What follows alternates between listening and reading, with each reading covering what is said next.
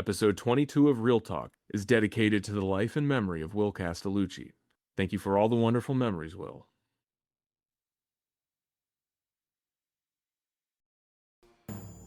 It's Real Talk, Episode 22, Baseball Movies. Which film scores most on today's show? Gaffer and good friend John Champion slides in to debut and review Moneyball. From post-wrestling, W.H. Park returns to grade the classic Field of Dreams. And Real Talk's Lila the Sugar Glider is back to score the Sandlot. Now quick, like this episode and subscribe, or Old Man Myrtle won't give us our ball back. Real Talk is powered by Real Digital. If you work for a brand or agency producing content, keep it real by setting up a consultation at www.realdigital.media to see how your next campaign can come in ahead of schedule and under budget. As sports movies go, and baseball pictures more specifically, you're unlikely to find a film that's equal parts pensive and intense. The general tone and visual feel is understated, and so too are the performances, but the stakes are always clearly laid out on multiple levels that anyone can relate to. But is the storytelling too straightforward? I'm not the biggest baseball fan in the world, but at no point was this story difficult to process or follow, which is saying something, considering this is less a story about baseball and more a story about rewriting how to play baseball. As starting lineups go, Moneyball comes correct with an incredible cast of players including Robin Wright, Chris Pratt, Philip Seymour Hoffman, Jonah Hill, and Brad Pitt, who all understand their assignment. The star-studded cast embodies the story's themes with a thoughtful approach to each scene, which allows the audience to absorb this journey of staying true to yourself and your beliefs long enough to validate your purpose, which creates a loyalty that money can't buy. If I were putting together a ball club, I'd need a champion to elevate the team. So if we're talking baseball movies, I had to call in a champion to elevate the discussion. I'm very proud to welcome to the jungle for the first time, gaffer and good friend, John Champion. John, off the top of your head, how many baseball fields have you lit in your day?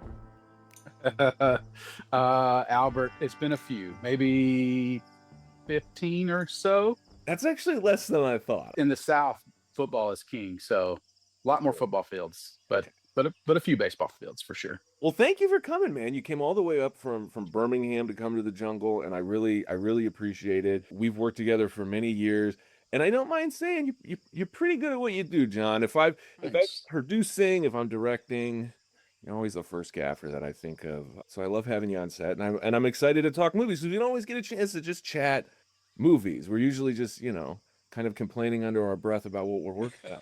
No, I'm kidding. We would never do that. Maybe a little bit, just a little bit afterward. Yeah. No, man, it's good to be here. Excited to talk about this movie. It's honestly like a sleeper, one of my favorites for me. Rewatching it again after a couple years of not seeing it. Yeah, it's just a fantastic movie, and a movie that I feel like doesn't get made as much anymore. It's a sports movie. It's obviously about baseball, but it's also just a really human movie. I kind of mentioned in my head where the stakes are laid out on kind of multiple levels, so you understand where this is at for this guy as a father, where he kind of the stakes are at in terms of money for him specifically in his career. If this doesn't go to plan, how it could, it's you don't really need to know anything about baseball to be able to kind of connect and get into for sure. All that said, here on the show, we dive into plot first when we talk about these things. Moneyball is based on a true story, is based on real events. So I'm just curious out of the gate, John, does that, I don't want to say does it lose points, but obviously the fact that it isn't based on an original concept, it's based on how does that sort of land with you in a picture like this? I'm totally okay with a movie based on real events. And in a way, when you see how crazy the story is, and a lot of times these movies that are based on real events, it's because it's a really great story and it's really interesting. So somebody said, hey, that would make a great movie to tell maybe a slightly different version of this. And there always are like changes that directors and writers make to make it a little more, interesting for us watchers. But no, I'm totally okay with that, because in reality, like, how many good movies are based on books? Original ideas don't always make it a great movie or not a great movie, in my opinion. How you tell the story and how you handle the events is obviously the most important thing. You could have a really simple story that's just about a decision. You could have a story that's about 100 decisions, but it's just, again, how that's laid out. The movie's pretty straightforward in the fact that we get introduced to the Oakland A's. We get introduced to their GM and the whole team. right after just having almost won a championship. And so we're sort of Yeah. restarting the season. It's made very clear many times that they don't have a lot of money at the Oakland A's, or at least they didn't back in the day. Yeah. And so they have to put together, they basically have to build from scratch. They've been gutted, their best players have been pulled, and there's this sort of new approach to the game that they're going to try to institute, much to the chagrin of the fans and the other people in the organization, which is of course where the term Moneyball comes from. And the idea is basically based on, instead of investing in players that you can build a franchise around, you're sort of investing in statistics and stats, and specifically just people who can get on base so you can win. The way the story plays out, the team goes on a 20 game winning streak, breaking the league record, make it all the way to the championship again, but of course All doesn't. short. And all too yeah, Yeah. life Yeah. imitating art in the Rocky scenario. But what's interesting in that, and like a lot of sports movies that make the decision, or in this case, like Life made the decision where we don't get the championship at the end, the movie very much just becomes about, again, purpose and kind of figuring out who you are and how you want to be and who you want to play. You know, one of the key parts in this movie is seeing the general manager, Brad Pitt's character Billy, his story, right? And we flash back throughout the movie to his being a baseball player who kind of flunked out. You know, he was the hyped guy who had all the tools and all the things that you would look for in a championship rock star player. Um, but he didn't get on base, you know, and he hit a slump and couldn't recover. And it kind of felt like that was happening again later in his life with the A's when he was going to try to do this different thing, and it just was going to feel like he was going to kind of flunk out again, and he even kind of missed it. You know, I think the end of the movie, and maybe we'll get into this more, but the end of the movie, he was so dissatisfied with what they had done. And one of the last scenes when Jonah Hill takes him to the film room and shows him the dude hitting the home run and falling down after he hit first base because he didn't realize what he did, was so cool, just to see like everything kind of come together of like, you actually did win, you just didn't realize it. And then Yeah, him to realize that when he decided to stay was like, the win was actually he got to keep his job and keep doing this for many, many years, which he still is. I think the maybe the vice president of the A's now. what's the line? It's a metaphor. I know it's a metaphor. I know Baseball it's a baseball's romantic. I know it's a metaphor. Yeah, yeah. But again, a movie that it is great that in the third act, it's using baseball to make its point. It's Yeah. always, again, at baseball movie, and I really did love that. I love that sort of an analogy. Which, yeah, there's just a clip shown of a player who hits a home run, doesn't know it, falls down trying to get to base, Yeah. kind of feels like he humiliated himself. Meanwhile, the whole crowd's going wild because the Yeah. guy, Yeah. it does work so well. And again, like I said, this movie I think speaks to people kind of wherever they're at in their life, because Hmm. even when you're very successful, when you're very much on a high, a lot of times it's very difficult to stop and smell the roses and realize that. And I think that's kind of one of the larger themes of this, is just trying to appreciate your place and your space and your role on the team, but also trying to navigate being an individual while also Yeah. being on a team. And I think as production people, we can really appreciate that, because you're always playing on a team, but you're getting drafted after every couple days if you're if you're in the That's commercial right. world, because you're Yeah. just constantly kind of having to get inserted and hold it down and sort of defend your your camp, so to speak, but you're obviously a part of this larger thing. And so I don't know, that definitely resonated with me. um Yeah. Yeah. You can have like great success and not realize you're having it, you know, because maybe if you're always comparing yourself to, like in this case, the ball club with more money, right? yeah, You can never attain their level of success, so then therefore you're never successful, which is just not true, you know. And you can be in the middle of your greatest success and not even realize it.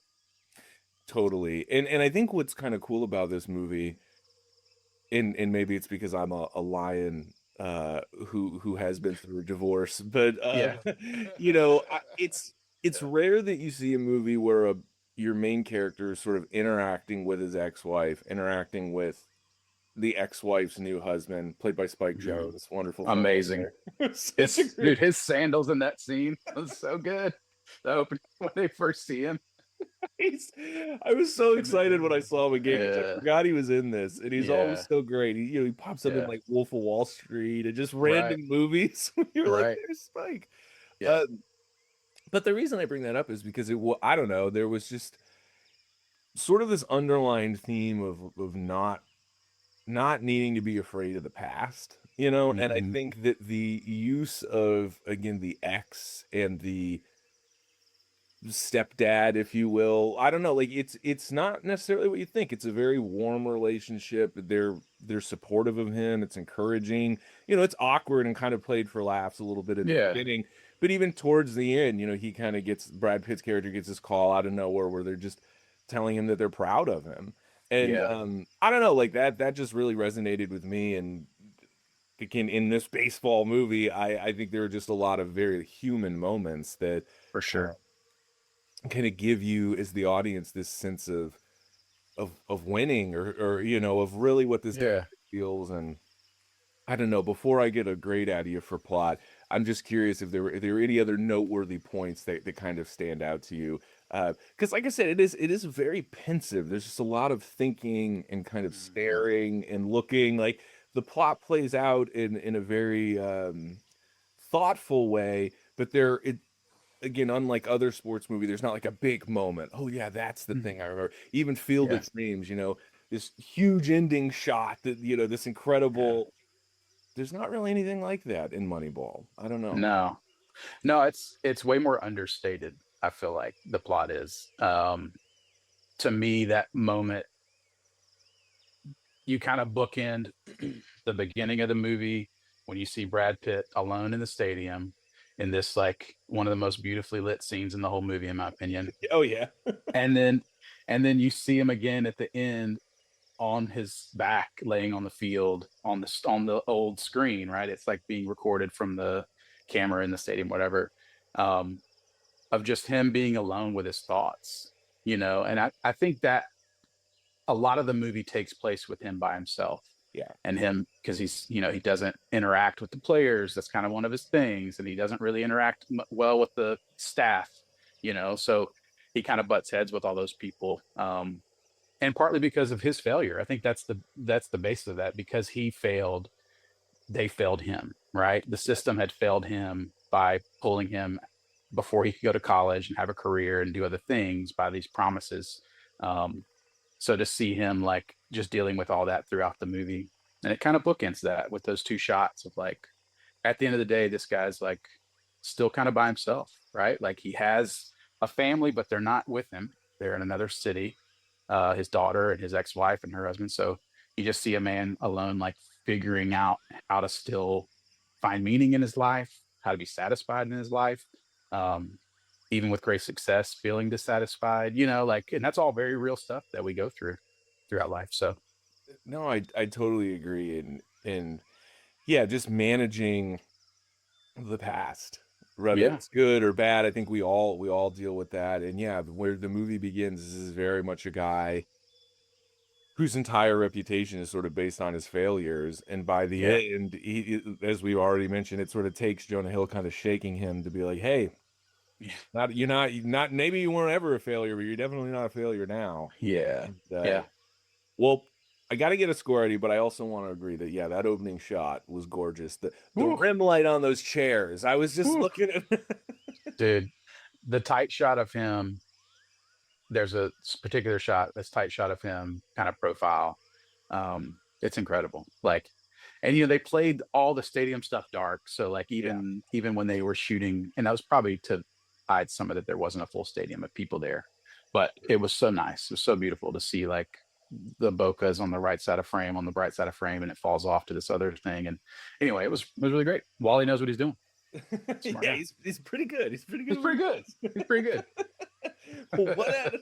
Well, 1 out of 10. How good was Yeah. the plot? What would you give it? Yeah. Just talking plot. I would probably give it like a 8.8. Or do I need to give a solid number, No, you can rounded? do the Okay. decimals, and I All love the right. 8.8. Yeah. I think 8.8, just because I am not a fan of, like, I think when I was a kid, I would have been a more fan of a traditional sports movie that there's a clear crescendo and a hero and they win the championship and all that. But I really enjoy more like, oh, they lost. Like that feels so much. I feel so much more connected to that as a human, Right. right? Like it's great to see some of those triumphal stories. And I don't think they're bad because that's kind of how sports movies have always been done. But it's cool to swing it a little different and to go, hey, this is a story of guys who actually didn't win, and here's how they handled it. Now we're talking about characters and performances. And I think Yeah, the two leads, Jonah Hill and Brad Pitt, they definitely embody a lot of loneliness, even in yeah, their connection to each other and the chemistry they have. It very much seems to be built on kind of two great minds respecting each other and believing in each other and kind of understanding like, hey, we got to pull this shit off, or we're both up the creek because yeah, this is kind of all or nothing.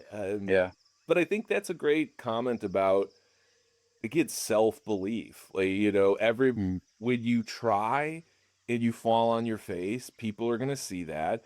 And yeah, that's not the story. The story is getting back up, dusting yourself up, having the confidence to proceed forward, even though maybe you kind of look like an idiot, sure. and trying to win people back. Well, I guess we'll start with Billy Bean. As performances go, I guess here's the question I'll ask. Is it unfair to say this isn't really a heavy lift? I mean, the reality is there's a very distinct arc for the characters, but everybody is really kind of performing, like you said, just sort of understated, very Yeah, straightforward. There aren't a lot of scenes where someone's getting upset or yelling or anything like that.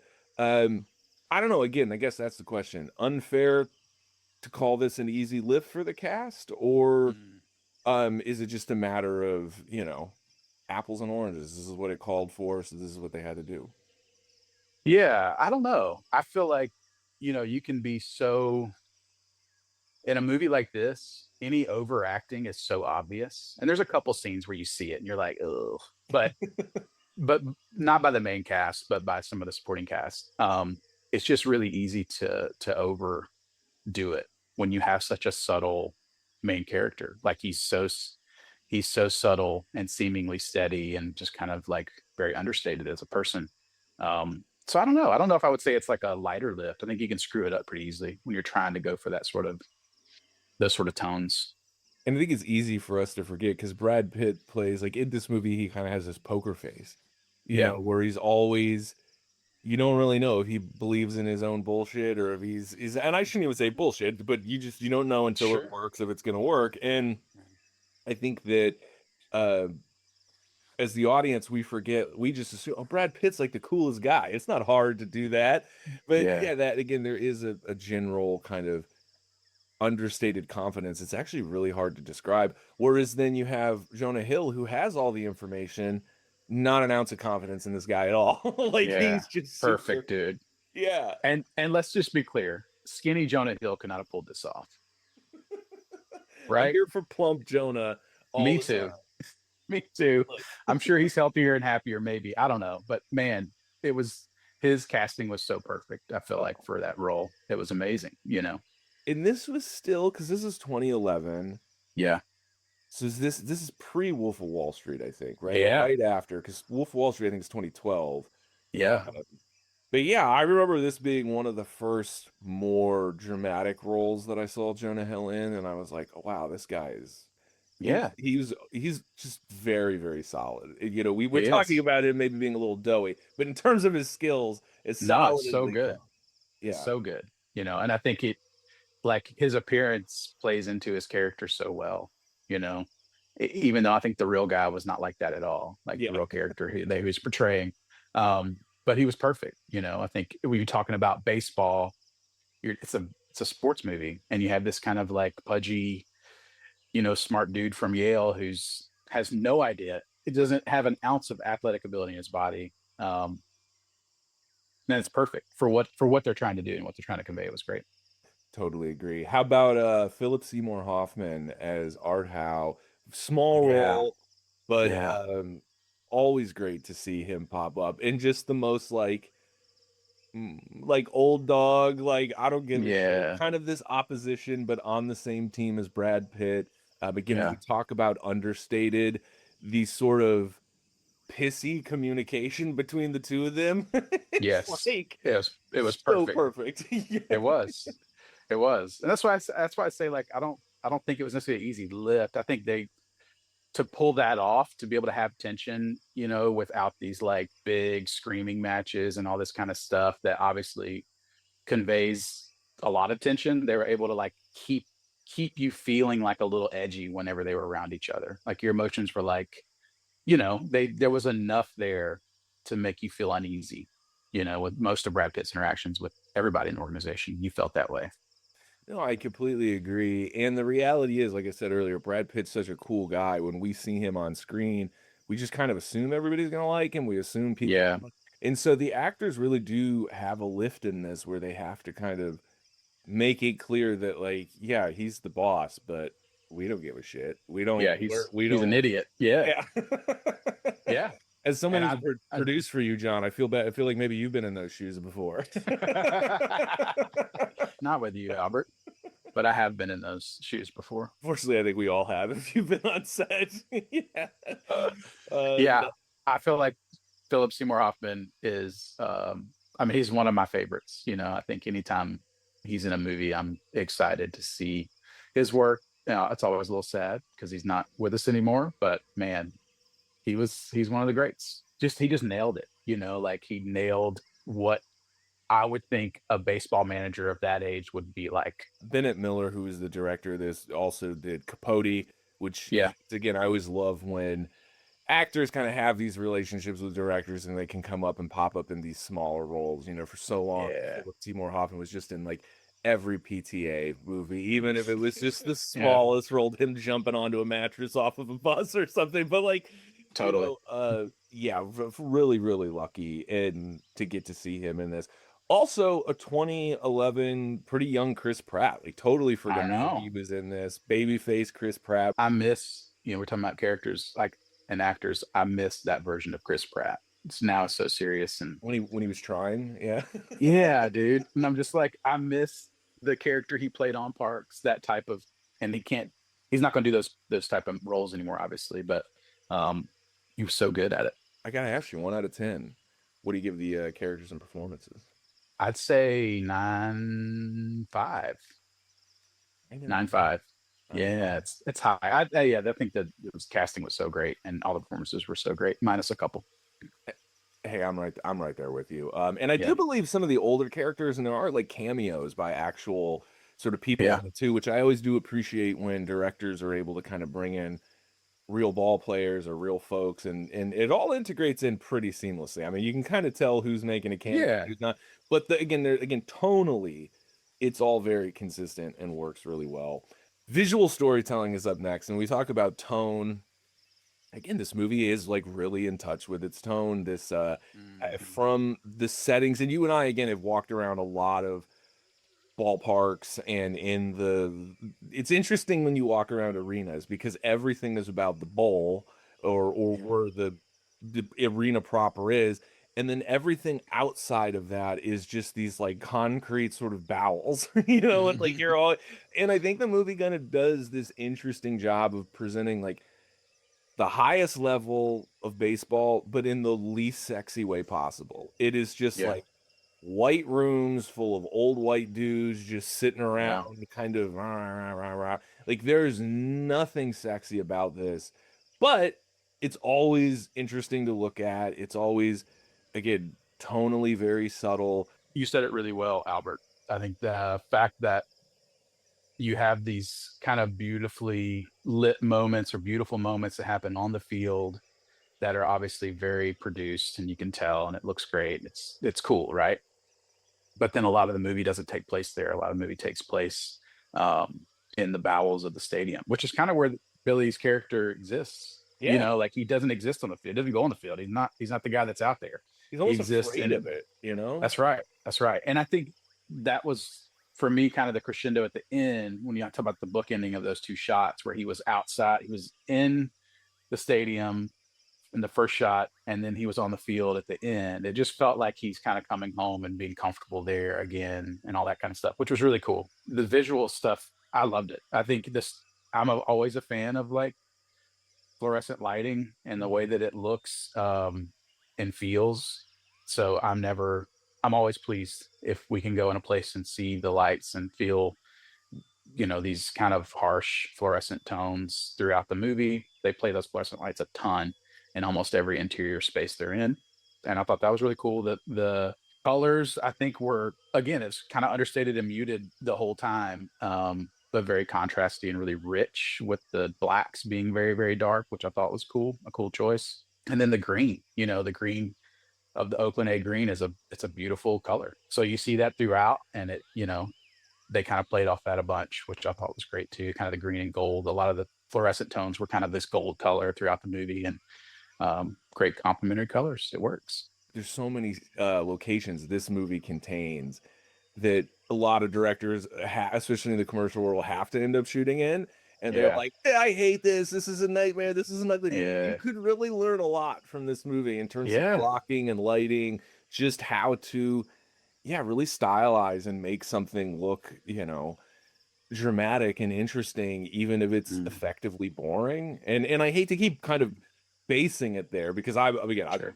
Albert loves a spreadsheet as much as the next guy, all right? So I don't find that stuff boring at all. But when you're looking at, again, Field of Dreams, which we're talking about on this show, you're outside, there's Yeah. cornfields, you go to freaking heaven at one point, basically. Like there's so Yeah. many interesting, colorful situations you're in. In Moneyball, it's like I said, it's pretty gritty. I would imagine if you handed this to a certain director, oh God, how are we going to shoot this? But like I said, I think there's a lot to be referenced here, and maybe there's a lot of Moneyball screenshots and a lot of decks out there. People don't have to. There may be a few. I don't know. Yeah. I mean, again, that opening shot, like if you It's ever have amazing. a football player who just needs to be Yeah. thinking, that's what you recreate. That's the one. I thought it was interesting too, the choice to like all the archival footage that they would incorporate, from cut to cut. Like there would be the footage they filmed, on the day, but then they would intercut that same scene with real footage that Yeah. happened in their actual games. It was so seamless and it felt right because it kind of pulled you back into this like experience as a viewer, right? Because you, as a kid or as an adult, even like watching these games, that's how you experience them. And so they suspended reality a little bit in some of the action that they did on the field, but then they kind of brought you back into like, oh yeah, this is what it actually looks and feels like when you watch an actual baseball game. So I thought that was really cool that they didn't shy away from that or try to recreate it, but they just showed it and filmed like a screen, or however they did Yeah. it. It was really cool, and even that kind of closing shot, not closing, but the last shot of him and Jonah Hill's reaction, um, that you just have this huge moment of this character happening on a little screen and you just watch it from that screen. It's not beautiful, um, but it's cool. No, I totally agree because again, I mean, this is a movie about real events, and I think that anytime you're diving into something like that visually, you have to figure out a way, well, how do we present the past? And as curators of frames, it's very easy to fall in love with that kind of frame within a frame. And the idea of characters watching their past, their characters watching other things within the game or within the film, and we're able to sort of watch that with them, or like you said, Mhm. these things get intercut. It does end up creating not only an interesting visual distinction, but it does further drive home that metaphor of the main character dealing with the past, trying to figure out Yeah. how to, and not seeing the past clearly, even when it's being played right in front of him. And sometimes it takes Mhm. a Jonah Hill to point out, hey, no, this is the context of what we're watching. How about that Yeah. shot towards the end where it's just Billy driving? Yeah, and they did some interesting stuff with that rig, right? Like it was not smooth at all, and they were obviously zoomed way in, so you're feeling all the shakes of the camera from the vehicle. And then they did some stuff where you're zoomed in and Billy's out of focus and you're just seeing like the coast of Yeah. Oakland, right? So you're like it kind of gives you this visual picture of like this is home now, like he's deciding to stay here. That's what he's deciding. You have this music kind of driven story in that scene where his daughter's singing to him, which is hilarious because she's calling him a loser and like Yeah. like jabbing at him throughout, and she leaves him that talks about if you're going to move or not. You were a great dad. There's just like this really cool thing where he just has a moment. He decides like, I'm going to stay here. And then we zoom in on his face and it's shaky, but it kind of shows like there's a bit of the emotions happening inside of him feel very volatile and feel very like there's a lot going on at once. And so it's not smooth, it's not perfect, it's not calculated. He's just making a decision based on emotions, which Jonah Hill told him never do that earlier in the movie. But here he is, like he's making the decision based on how he feels and what he really wants, which is really cool. Although very, very subtle and very simple. Yeah, it's just a Yeah. shot of a guy Yeah. driving the car, but it Yeah. really is intense and you feel It all the is. things. No, Yeah. fantastic. Well, I gotta ask you then, 1 out of 10 visual storytelling, champ. What do we get? Yeah. I go 10 on that. I'm a huge fan of the way this movie looked and felt. That brings us to use of sound. Now, I'm just gonna say right out of the gate here, this was kind of all 5 categories. This was the one that maybe didn't hit as many home runs as there hit Mhm. some of the others. I did find the score to be a little repetitive, and I Yeah. definitely don't usually notice the score. And in this Yeah. movie, I did because it isn't how shall I say, like it's not terribly complex. No.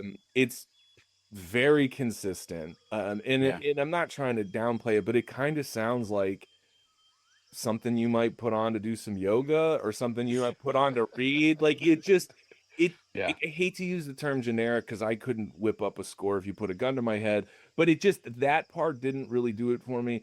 And then the only other use of music we really have is to the point you made, the song that his daughter is Yeah. singing, which she sings twice, which is cute and it definitely grounds it and there's a sweetness to it, especially because she is kind of like busting his balls the whole time while Yeah. he's doing it. For sure.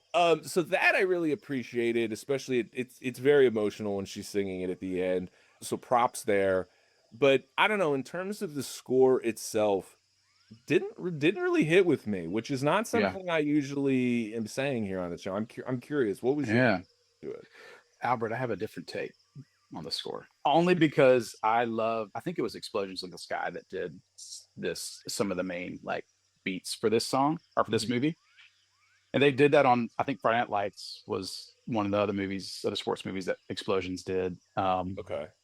And I think there is, because there's not really a crescendo in the story to a sense. I mean, I guess there is when they win the 20th game and that's a big deal, but you kind of just have these two moments in the movie when they're figuring out, Jonah Hill and Brad Pitt, their characters are figuring out kind of how to do this thing. The score kind of kicks in, and you feel this driving thing that's happening. It's very repetitive. It's explosion. I think it is explosion. Is it Explosions in the Sky? I was gonna say I was just trying to scroll through and there was a lot more visual effects. But the kind of main one when they're the guitar, it's just a guitar and a drum. Like it's very, very simple, and that's kind of their Right. style. But it's a very repetitive thing. So I can see your perspective on that. Um, but I also think with a movie like this, a because it is understated, a score may have been over the top, and the only over the top thing you really have is the girl singing like that feels over the Yeah. top and pretty like on the nose when you're hearing the words of the song and all this stuff. You're like, yeah, that's what the character's going through, and you're singing it. Yeah, okay, Yeah. got it. But everything else is very subtle, and you kind of have these. But I do love Explosions in the Sky for other reasons too. But Sure. thought it was just really cool to kind of feel those guitar very, very syncopated like guitar drum repetitive things happening, but it's slowly crescendoing to something. Happens twice in the movie, and I appreciate that. But otherwise, yeah, I hear it's not like a beautiful score to sit and listen to. I'm not going to listen to that record or listen, it's not going to be a thing. I mean, again, unless you're trying to achieve inner peace, maybe put it on because Yeah, if you maybe so. get into full Maybe Lotus, I so. think you better. I think look, you are right, and I got to give it its props that it does evolve, and there are moments where I do think it's effective. But yeah, I think there were for me where there were just other moments where I was like, oh, it's back, and it is a very quiet Yeah, movie. it Like is. a It lot is. of so when the music comes in, I feel like you are maybe more aware of it because Mm, it's so pensive and there are a lot of hmm. quiet moments and you're just sort of in these environments. Rather you're hearing the game or practice or just these quiet Yeah. sort of rumblings. So yeah, I don't want to. It wasn't even necessarily on the negative side of a grade I give it, but I don't know, for a movie that did kind of hit it out of the park, pun intended, in so many different categories. I think maybe I was hoping for something a little bit more, but to the point you made, it is very appropriate. I mean, you can't argue. Yeah. It I doesn't think work. It does, yeah. that's what I go back to is like it felt right, for the movie. And I don't think it's a score that's like um this beautiful score that was written for this movie. But I do think it felt right.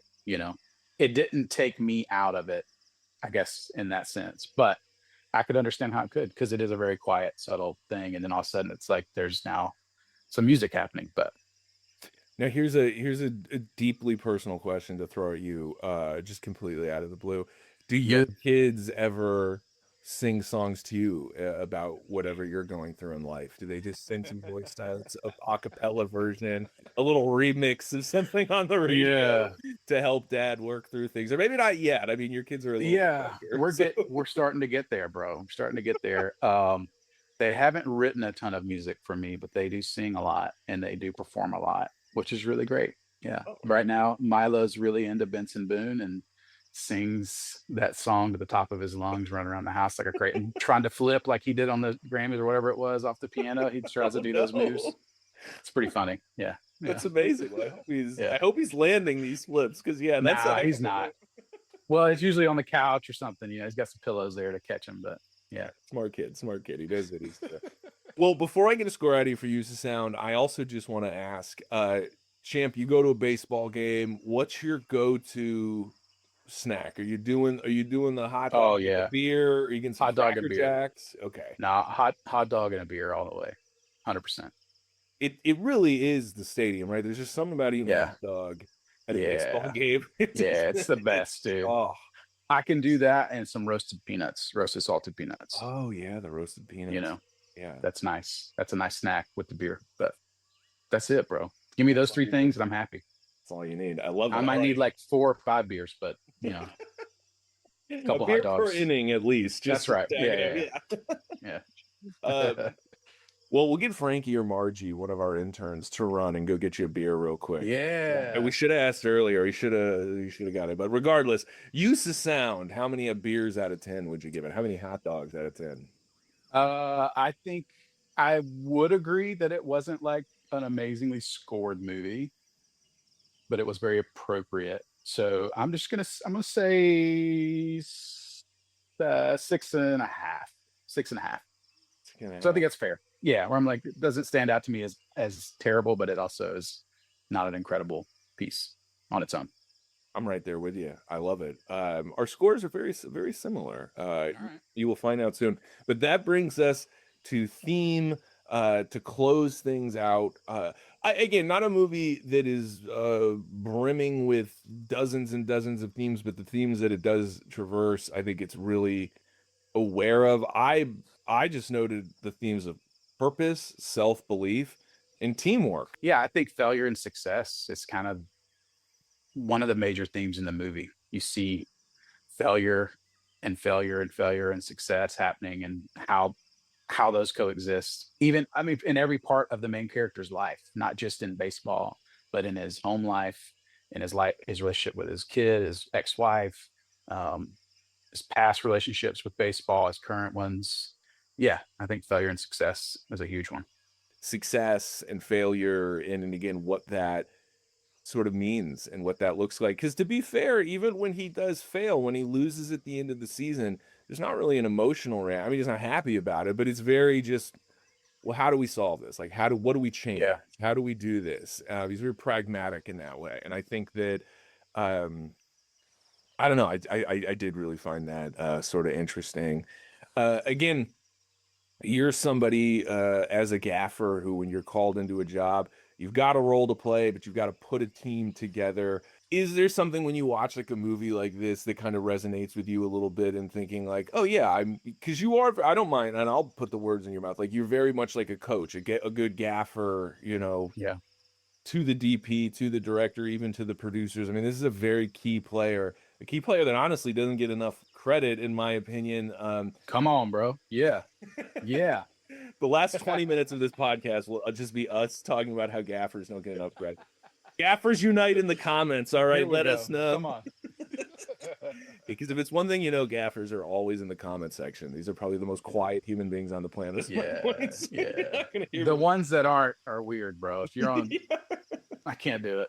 If you got a loud gaffer, you're doing something wrong. Yeah, there's not. Agreed.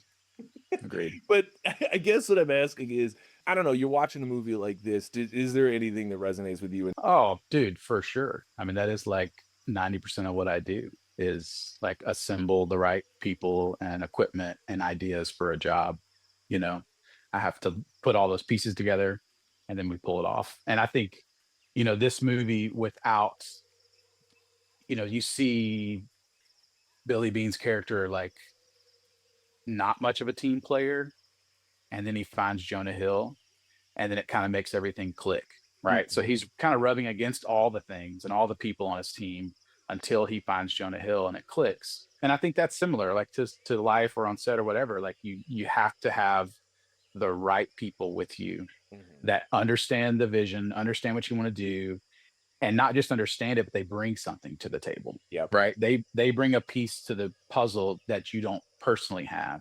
And that's what it means to put a team together. Is you're like, hey, I'm not great at this section. I can see it and I can see that it's valuable, but I'm not great at that. So I'm going to go find this person who is. That's what assembling a team looks like.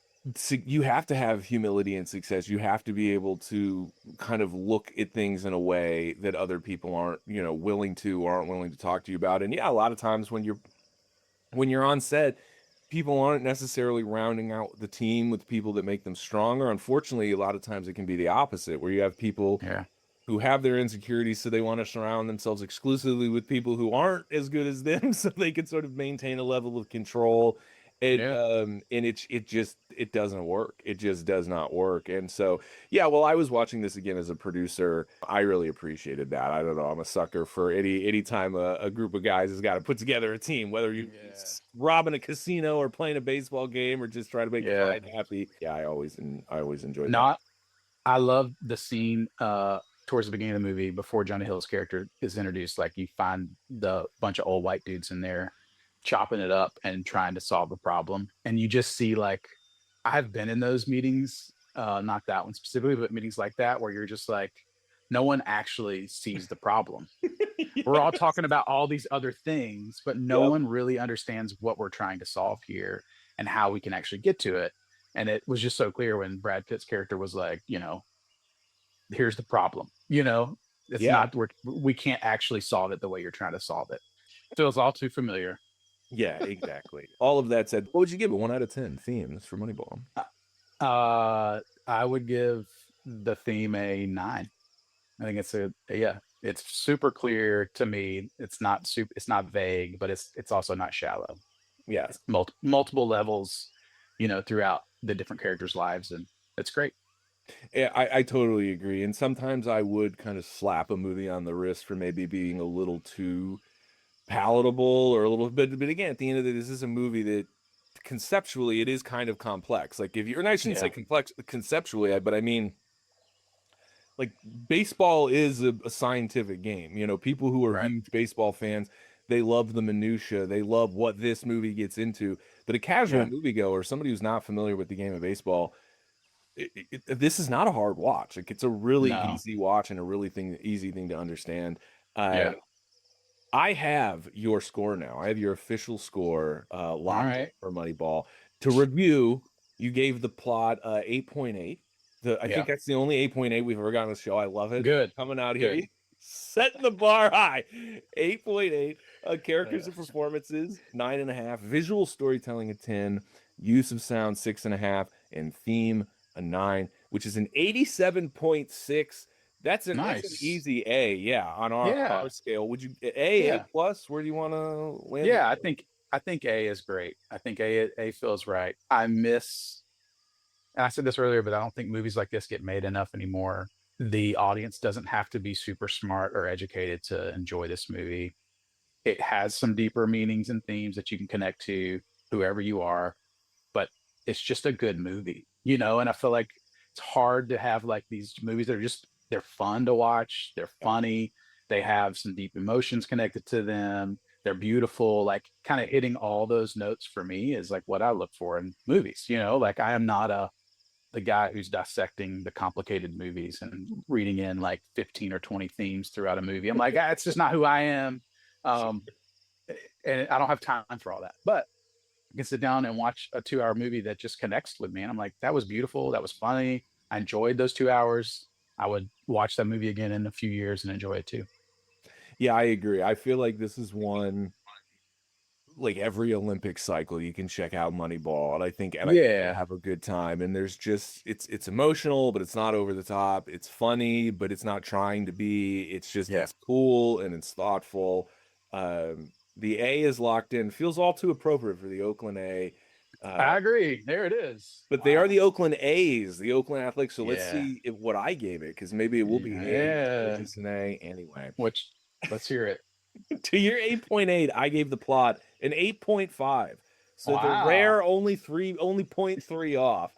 So we are very close. Okay. Characters and performances, I gave it a 9 to your 9.5. So very, very Yeah. close. And Yeah. visual storytelling, I gave it a 9 to your 10. I really did appreciate the visual storytelling, but like I said, they're just I needed maybe one extra little thing to bring it over for me.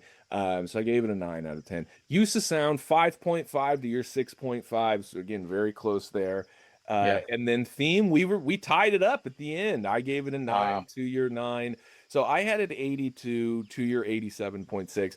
Easy A for me. So we did in Yeah. fact get the A's, the plural on the A, Yes. for thematic purposes. All right. So the average is 84.8. Again, I had to do an average for our stats friends Yeah. out there. I mean, this is Moneyball, so you gotta. Sure. Yeah, I really appreciate this picture. I want to do sort of a baseball themed show, because baseball, at least for a long time, was America's pastime, and there are so many great baseball movies. And when I thought baseball movies, I definitely thought of Moneyball.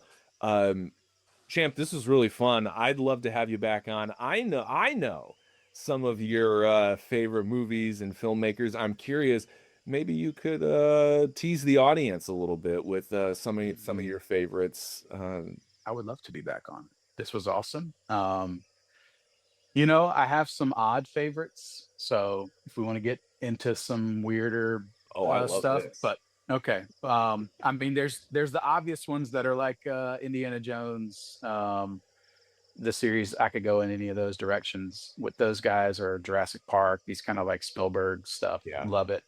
Raised on that stuff. So any of those are fun and obvious. Um, some weird 90s. I would say three movies from the 90s that I would totally be down with.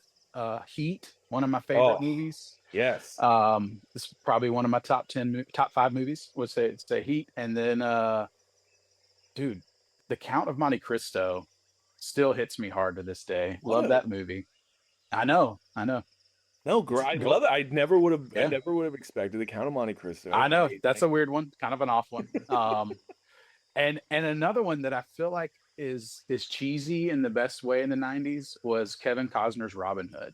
Oh, Um, wow. Love me some Robin Hood. yes, that movie with Morgan Freeman playing an Arab man and Kevin Costner, it's so good. So I love that one. But yeah, those are some kind of oddball ones that I still find myself watching. The other, any of the Lord of the Rings stuff, very deep dive. That probably I don't even know if that can live on this platform because that's a lot to try to undertake. But those are, yeah, those are some of my top ones. And then one other one, which means probably more to me than any movie, would be Saving Private Ryan. Just had a profound impact on me as a 13-year-old kid watching that in the theaters. First R-rated movie I ever saw, blew my mind. Oh, wow. So Yeah. so there's a wide gamut of things there that we could go in any of those directions, and I'd be happy. No, I love it. Are you kidding me? That is such a great list. Yeah, So yeah, yeah, your phone will be ringing because we'll be checking off a lot of those boxes. We're definitely going to be getting into Spielberg stuff. We were trying to hold off a little bit in season one, but yeah, champ, this was so great.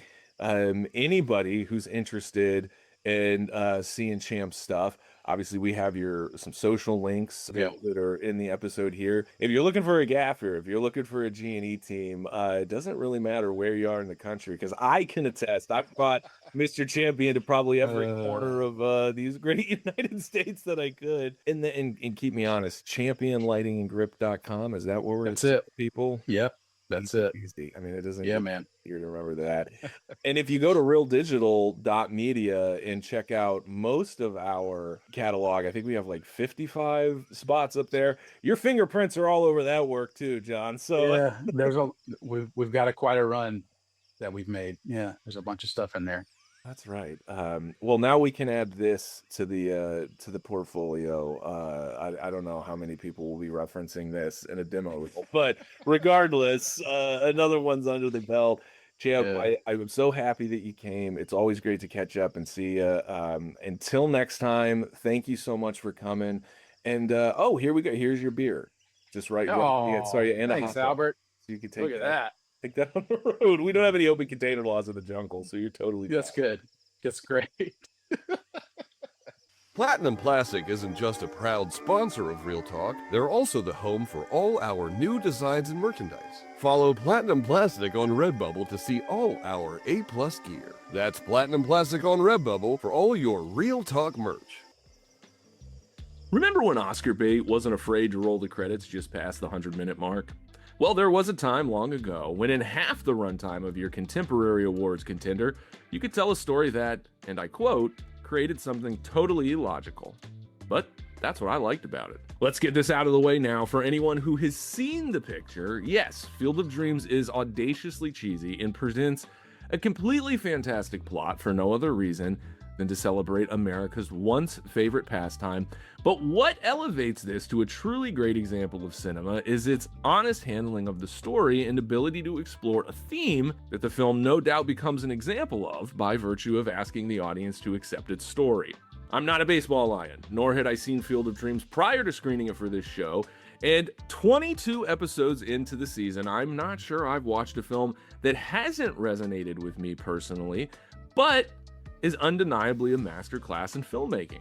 The final shot of the film is breathtaking, ends at the perfect moment, and truly blew my mind as a professional production mascot. Ray, get the Henry Hill out of here, Leota is an inspired casting choice and brings both grit as well as a stoic sense of wisdom at only the age of 35. But then again, maybe I was just worried someone was gonna ask Shoeless Joe to go get his shine box.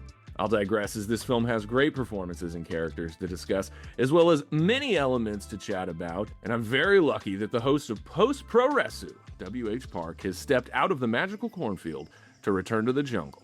W.H., welcome back, and thanks for bringing all them hot dogs. You're welcome. And, thank you for providing some like sugar-free ice cold lemonade here. I really appreciate it. You're trying to wash my waistline. So, Well, I know you've come a long way from Toronto, and we had to make sure we brought the Americana heavy for this one.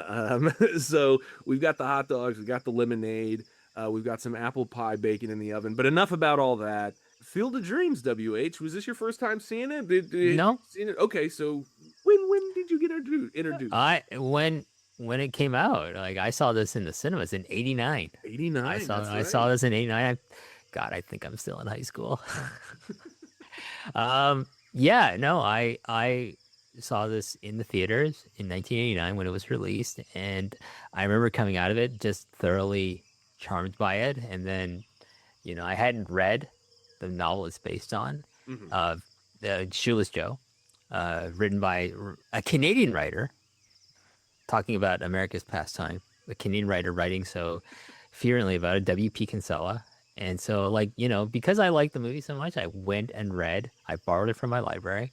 I read Shoeless Joe, and I really enjoyed it. And then, I seen it once again in maybe the early 1990s on like as a rental. Sure. I rented it probably on VHS. That's how old this movie is. And but I probably had not seen it in since like the 1990s. Wow, So it was nice when you picked this as something for me to watch. I thought, okay, this is nice. I remember liking it. Well, I still like it. And one thing I will, just to get ahead of myself, one thing I really liked about watching this again was to see some of these actors in as younger people, and maybe not as bogged down by kind of like, you know, who they are now Yeah. as actors, I suppose. And Sure. I'm talking about Kevin Costner, obviously. Not James Earl Jones, not the ghost. Not of James Earl Jones. No, that's Darth Vader, man. That's the voice of Darth Vader. I can't Hey, say I'm anything aware. bad about the voice of Darth Vader. But you know, but I mean, you look, know, by the way, WH, how dare you? If you're going to ever come into my house and point out a James Earl Jones performance, you start with Mufasa, all right? This is a lion house. oh, Anyway, sorry. Yes. no, it's okay, please. I was rude. But there's also Thulsa Doom from the Conan movie with Arnold Schwarzenegger. He's great in that as well. It's true. We have a lot to choose from. We'll have to come back. We'll have to do a James Earl Jones episode. But until then, continue. I'm sorry, WH. But no, totally forgot that the character that the actor that plays Kevin Costner's wife in this film is Amy Madigan, and I had just seen Amy Madigan give an unbelievable performance as an evil witch in this film called Weapons, and I'm like, that's Amy Madigan. When I realized it was Amy Madigan when I was watching Weapons, and then I saw her as, you know, this character Annie in Field of Dreams. I'm like, oh my god, it's the evil woman. That's amazing. I just saw Weapons about a week ago. I just watched Field of Dreams yesterday. I did not connect those dots. Oh, really? So, yeah, wow, what a shout out. I mean, there you go. I mean, maybe to us lions, all you humans just look alike. But yeah, I didn't even realize that. So yeah, talk about a relevant movie. For better or worse, Weapons is definitely a big topic of conversation amongst cinema goers. To keep it focused to Field of Dreams, yeah, I mean, really incredible cast. We'll get into that in a little bit. We're talking about plot, and the reality is, and I kind of mentioned in my open, and I'll come back to it in theme because I think it's more relevant for the theme, but this movie does force the viewer to accept it or sort of get out. Like, it is, and I kind of love that, because by the 25-minute mark of the movie, it's already done what a lot of movies would have taken 2 hours to do in terms of just articulating this really fantastic concept. This movie dives right into it, starts playing ball, and I don't know, it just doesn't really stop until the last shot of the movie, which I'll come back to again in visual storytelling. But 1 out of 10 in terms of the plot, WH, what would you score it? And I don't know, maybe a thought or two if one comes to mind. 9. I mean, the thing about this movie is that it takes, like, from Shoeless Joe, and it has been a long time. I have not reread Shoeless Joe, but like, one thing when I was preparing to do the show with you, Al, was like kind of do a bit of research, and then that W.P. Kinsella is a writer that falls into the realm of the genre of literature called magical realism, and these other writers in this field include Gabriel Garcia Marquez and like Haruki Murakami, where, you know, people live in our real world, but fantastical things happen and you just accept them, and that's part of the story. So Field of Dreams is set in the real world, and I think the way it opens with like the montage of, you know, Ray Kinsella's character played by Kevin Costner, like, you learn his background, his father's background, which is very important to the story, and how he meets his wife, and, like, you know, how his love of baseball comes about to how he becomes a farmer in Iowa is so real. It's like, okay, that's possible. That's totally realistic. And then it gets into the whole, if you build it, he will come, like, aspect of hearing these voices in his cornfield. And he realizes that, oh, I have to build a baseball field in my cornyard, even though it's probably going to bankrupt my farm. You just accept it. You accept the fact that his wife is going to accept this. Right. You as the viewer have to accept the fact that, these ghosts of baseball players are just coming into, they can see them. Mm-hmm. You know, like Ray and his family. This includes his wife Annie and his daughter. I forget his daughter's name. Yeah, I didn't include it on my notes. I'm sorry. Yeah. That they okay, here we just accept it. Now let's propel the plot forward. So I will give, like, we're talking about the story, right? So I give the plot a 9. Love it. Like again, it's like as we talked about in our Iron Man review, uh, like like it's hard to get me a 10 out of me. Sure. No, It's very hard to get a 10 out of me. But this is a solid 9.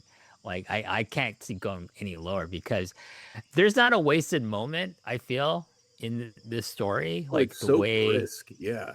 it just keeps moving forward, and it's like you just follow along, and it's engaging. And so like I'm always with Ray, like on his journey, especially when he goes to find Terrence Mann. Then they have to go find like a Moonlight Graham and come back to Iowa to his farm. Like I'm engaged with him as the character, and has a lot to do with how like Phil Alden Robinson writes the character, and how he directs this film.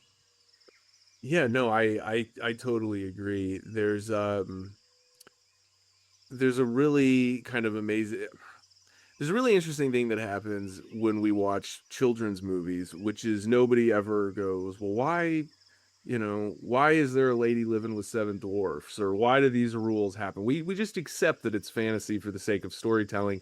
And at some point along the way growing up, we just kind of lose that when it comes to making stories for adults. And it was really cool and refreshing to see a movie that's very much kind of has the bones of a children's story, and just in terms of what you're doing, or I shouldn't say a children's story, but a strategy that would typically be used to tell stories to children is just very much used to tell stories to adults, and hits on everything that an adult can feel and touch upon. And there's a lot of parts of the human experience that get touched on here. And you mentioned the opening of the movie, and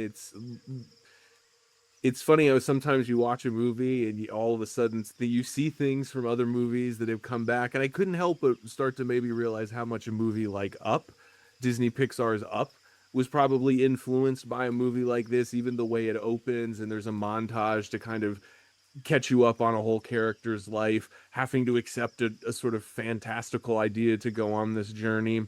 Um, Weird connection maybe I'm making there between Field of Dreams and Up, but it popped out. Let's move on to characters and performances. Mufasa himself is in this, as well as Robin Hood. I don't get there's not many times on the show I get to ask a guest, hey, WH, what'd you think of Burt Lancaster's performance? But we do get one in here.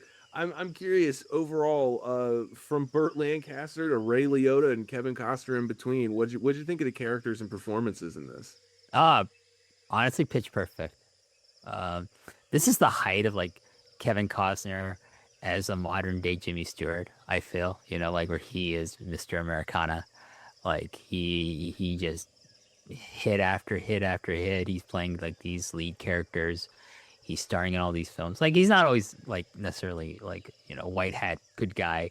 He plays a lot of complicated characters as well. But I feel this is like the movie for him more than in 1989. I'm gonna say he owns that kind of like new Jimmy Stewart more than Tom Hanks does. Oh yeah. Like maybe later on that Tom Hanks probably just takes that away from Kevin Costner. But to me, like Kevin Costner is pitch perfect, because if you're gonna cast anyone to be the perfect white American male in the 1980s, it's gonna be Kevin Costner. He's perfect as Ray Kinsella, this Iowa farmer who loves baseball and loves America. And like, he's perfect. He is so perfect. Amy Madigan as Annie Kinsella, as the supportive wife who used to be a hippie during the 60s. Perfect. She's great. Can I just say, aside from weapons as well, like you want to see another great early performance by Amy Madigan, watch Walter Hill's Streets of Fire. I love that movie, and she's fucking great in that. What a great shout out. I love all these Amy Madigan shout outs coming from WH Park.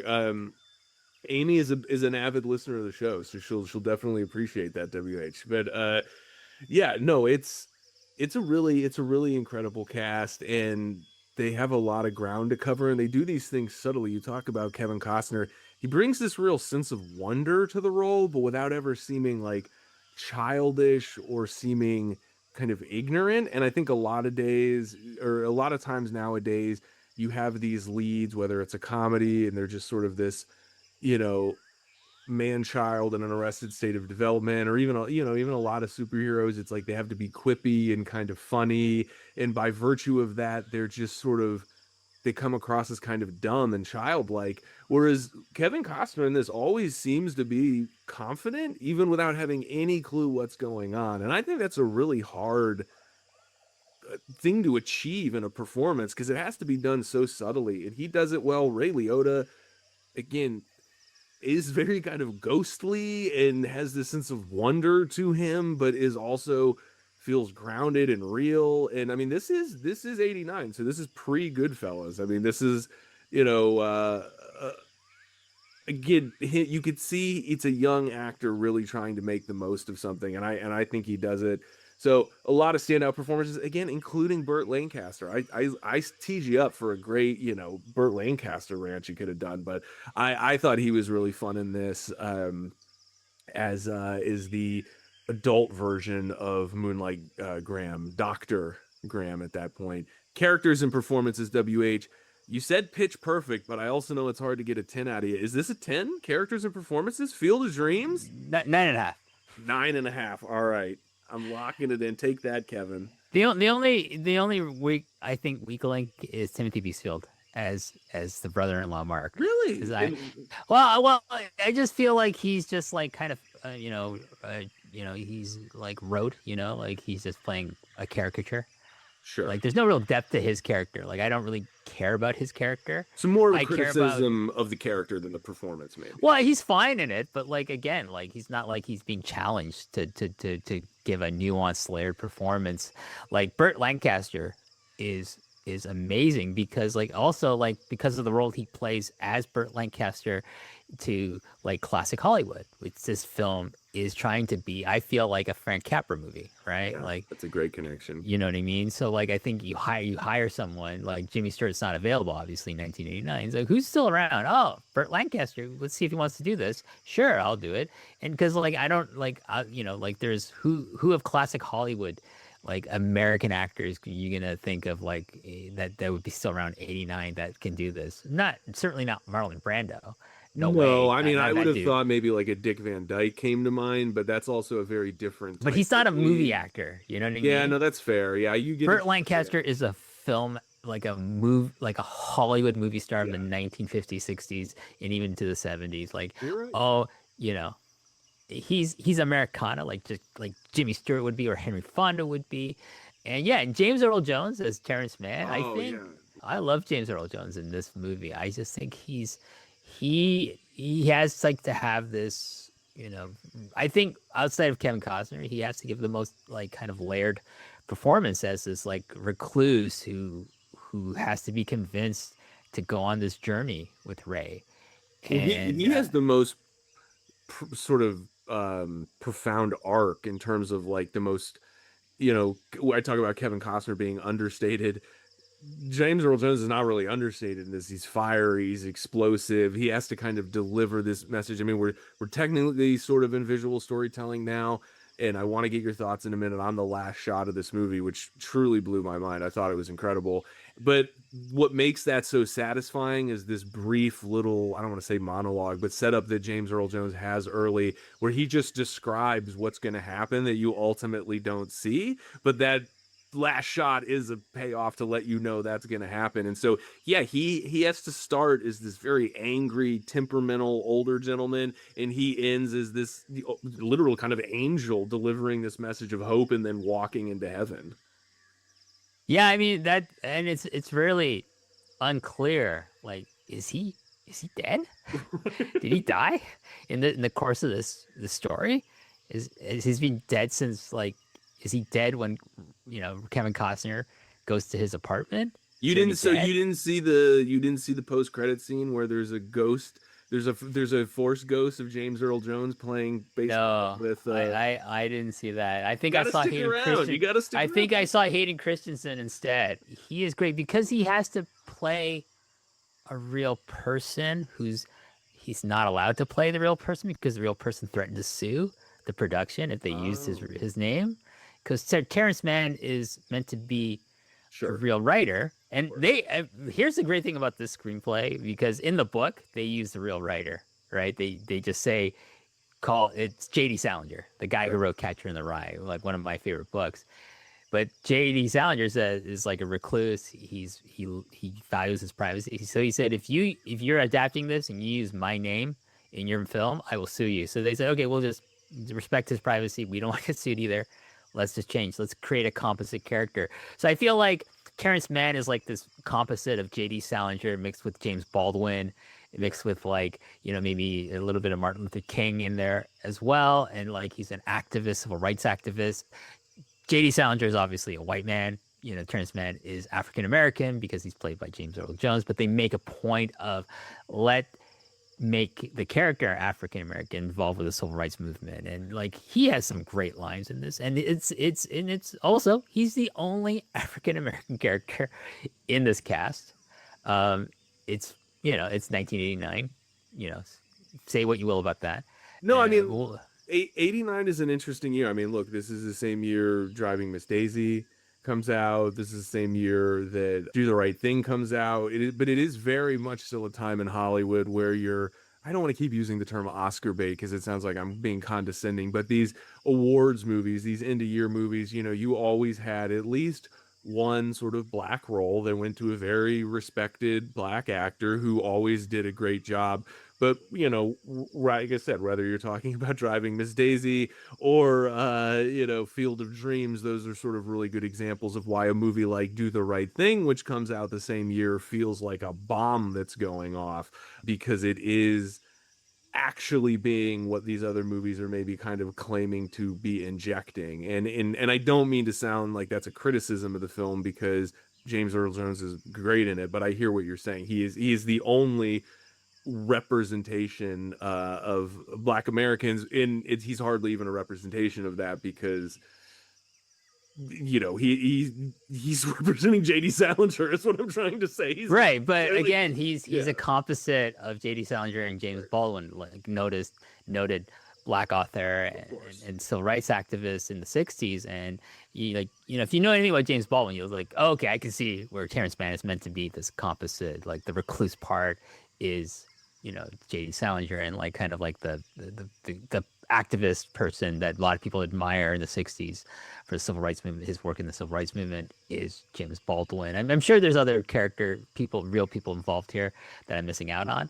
But I'm just saying, like, he actually has to have the most kind of like rounded and like a kind of complex character like James Earl Jones. Like Terrence Mann is like you have to like kind of fear him at first and then kind of understand why he doesn't want to go on this journey with Ray, but then you have to like him, and then like as he's going along, it's like, oh, and his chemistry with Kevin Costner is fantastic. Like I can believe like their relationship. And it's not even about I mean, I agree with you that it's about liking it, but it's about accepting that turn. It's about accepting that 180 that he goes from rightfully kind of want to bang someone over the head with a crowbar for breaking into his home to going on a road trip with that person. And James Earl Jones really sells what I think a lot of actors would really struggle with.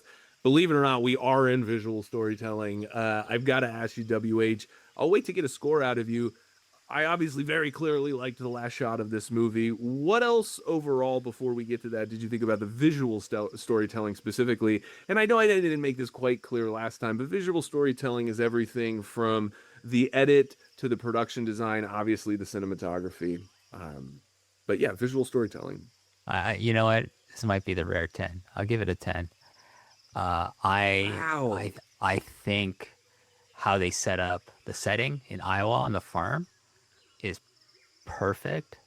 I think when he has his vision of what he has to build, it doesn't look like it's meant to be real. It looks like a picture out of his mind from a children's storybook, which I think is perfect. He's got to build this field of this baseball field, but it doesn't look real. It looks like a dream, like a dreamlike thing that he sees. That comes from like maybe an image he has as a child of what the baseball field is supposed to look like, to like them on their road trip from to Chicago to wherever they have to go try to find Doc Graham and to go back to Iowa. the I think it's perfect. And the last shot, like, I when I rewatched this film and I saw that last shot, I'm like, how do they do that? Because I mean, it's amazing. it truly is incredible. I mean, for those who have not seen the film, there's this repeated sort of theme of if you build it, they will come. And Kevin Costner is against all logic, has built this baseball diamond in his backyard in the in the cornfield in his backyard, and in hopes that people will come and pay to watch these ghosts effectively play baseball. And the last shot of the movie is this confirmation of that, because it's a helicopter shot and it's at night. And as we pull back and we see the baseball diamond getting smaller and smaller, you just see this line of cars. I mean, it has to be 500 cars if it's two, that just wraps all the way. I mean, for miles, you just see the headlights, and it is just astounding. I mean, it is really, we talk about practical effects. Last time you were on the show, we talked about practical effects versus CGI.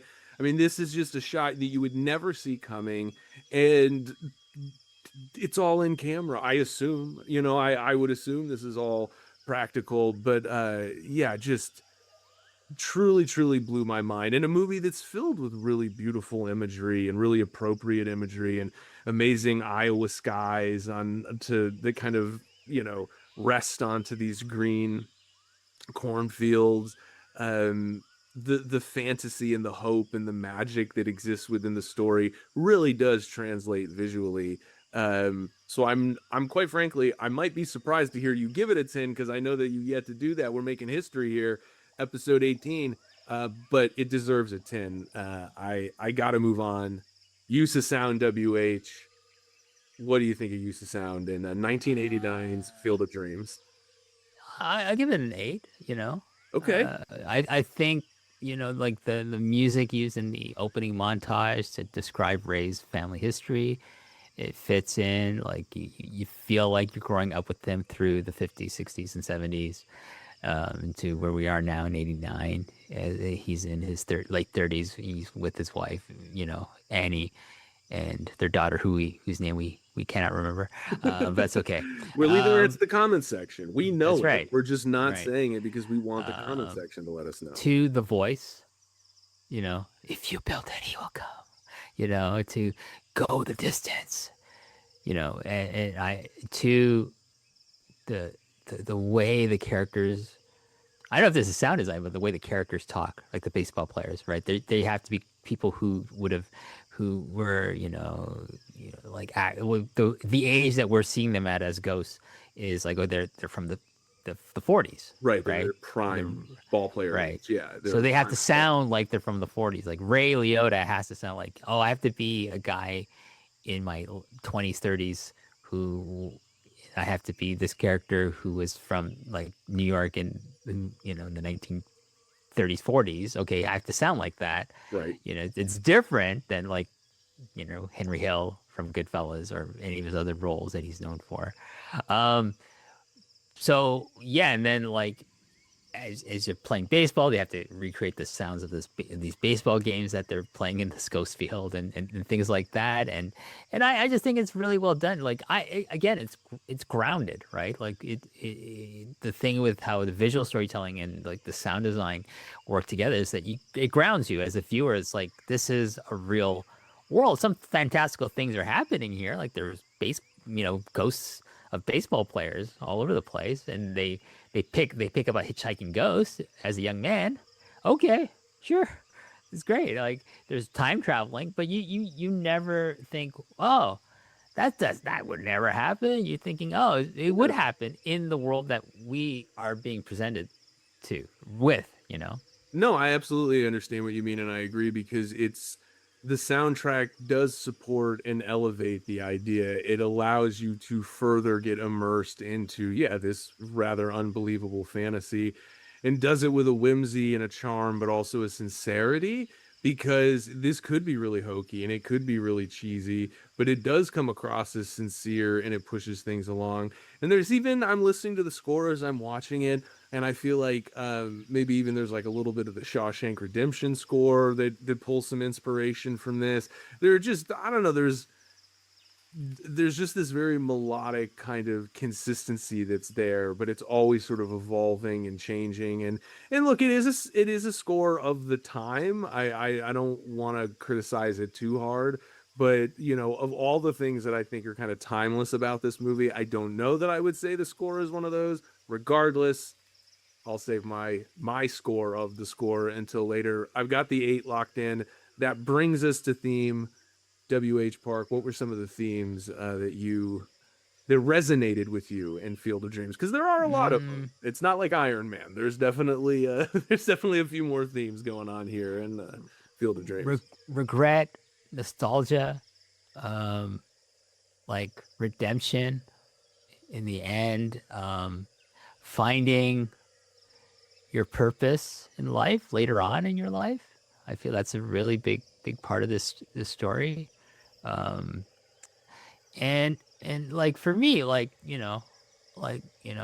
my father passed away, many years ago. I got to enjoy most of his life with him, so I didn't really have, but like do I have regrets about like things maybe left unsaid between us? Sure, like, but that's reality, right? That's life. Like I'm sure a lot of people can probably relate to a relationship they have with a close family member that Ray has complicated with his father. Like, I can relate on a certain level with Ray's character in that. And so like, it's wonderful to see him find the redemption and like how he explains his regrets to his wife, I think, and to Terrence is really really well done in this. And I think it really kind of ties into like this whole the aspect of nostalgia, how nostalgia is so important, and how like I think Phil Alden Robinson, the director and writer of this film, is like trying to say something about baseball as representing America, the spirit of America. And maybe by the 80s, I mean, there's a lot of cynicism about America. It's like we're hitting Reaganomics has been in full force for like the last decade. I mean, look, this movie definitely, I mean, I'm not accusing of it having an agenda by any stance, but it makes its thoughts very clear on how it stands. I mean, it goes kind of out of its way to have some political discussions, which, I think to your point, it sort of drives home that the baseball as a theme in this movie is more of a connection to America than it is necessarily about the game.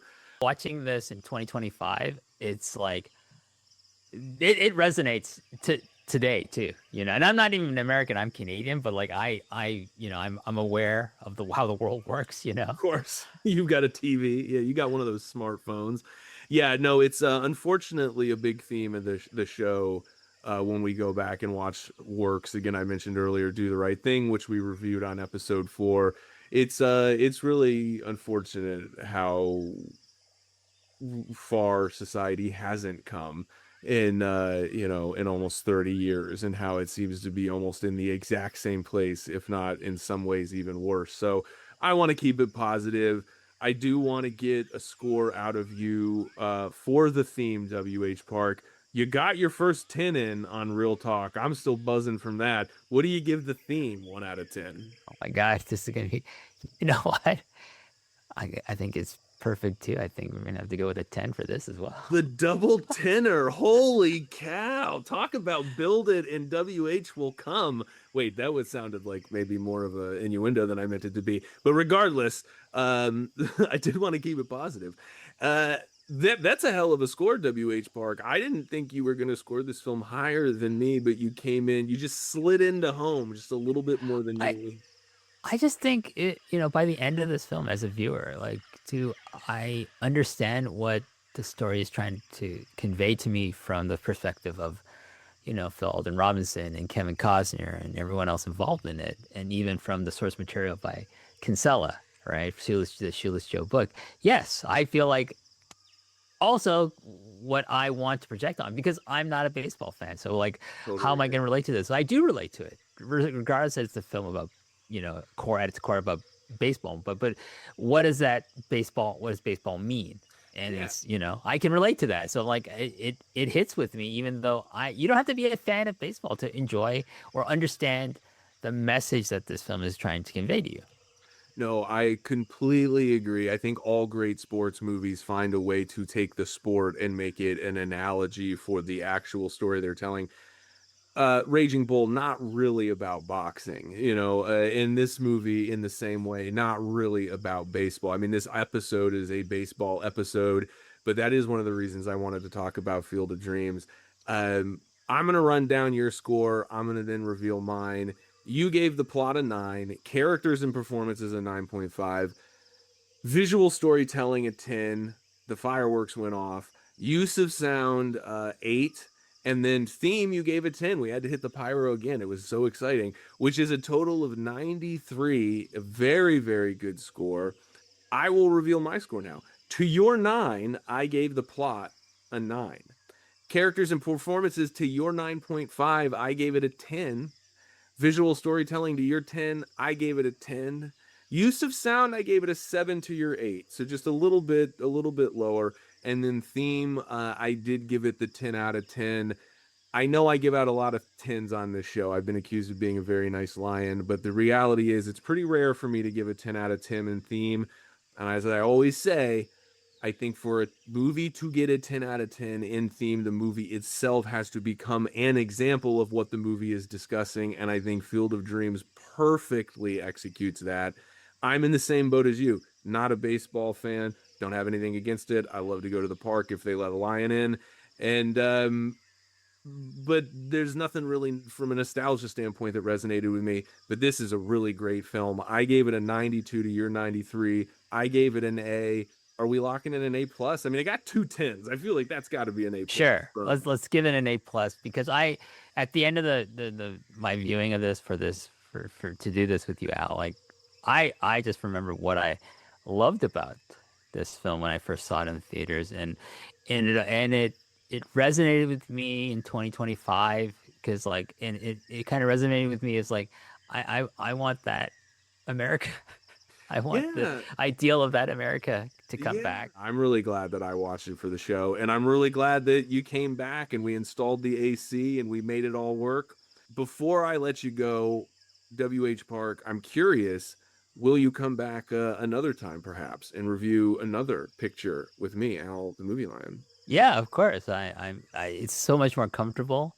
You've put like this incredible, air conditioning. I think you must have got one from Japan, because they have amazing air conditioning over there. I think you must have imported it from Japan. We spared no expense for you, WH. And this sugar-free lemonade is simply lovely, I have to say. No, I'm glad you've almost polished off the whole pitcher, so I'm sure you might have to be running to the little Field of Dreams soon. That's right. To use the bathroom. But regardless, I hope everybody checks out WH's work over at Post Wrestling. If you're watching here on YouTube, just scooch right over there and give Post Wrestling a follow, hit subscribe. We've got their stuff linked in the description. WH, you do lots and lots of great work over there. I've been a fan for many, many, many years. It's one of the reasons I feel very honored to have you on.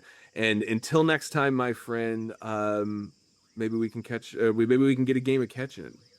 Yeah, or just watch one and eat some hot dogs. I'm in. Before we jump into the next review, I just wanted to thank you for listening this far, and I ask that you leave a like if you're enjoying the show. And let us know what movies you'd like to hear us score on Real Talk. We're almost certainly on your favorite social media platform, so search Al the Movie Lion wherever you scroll.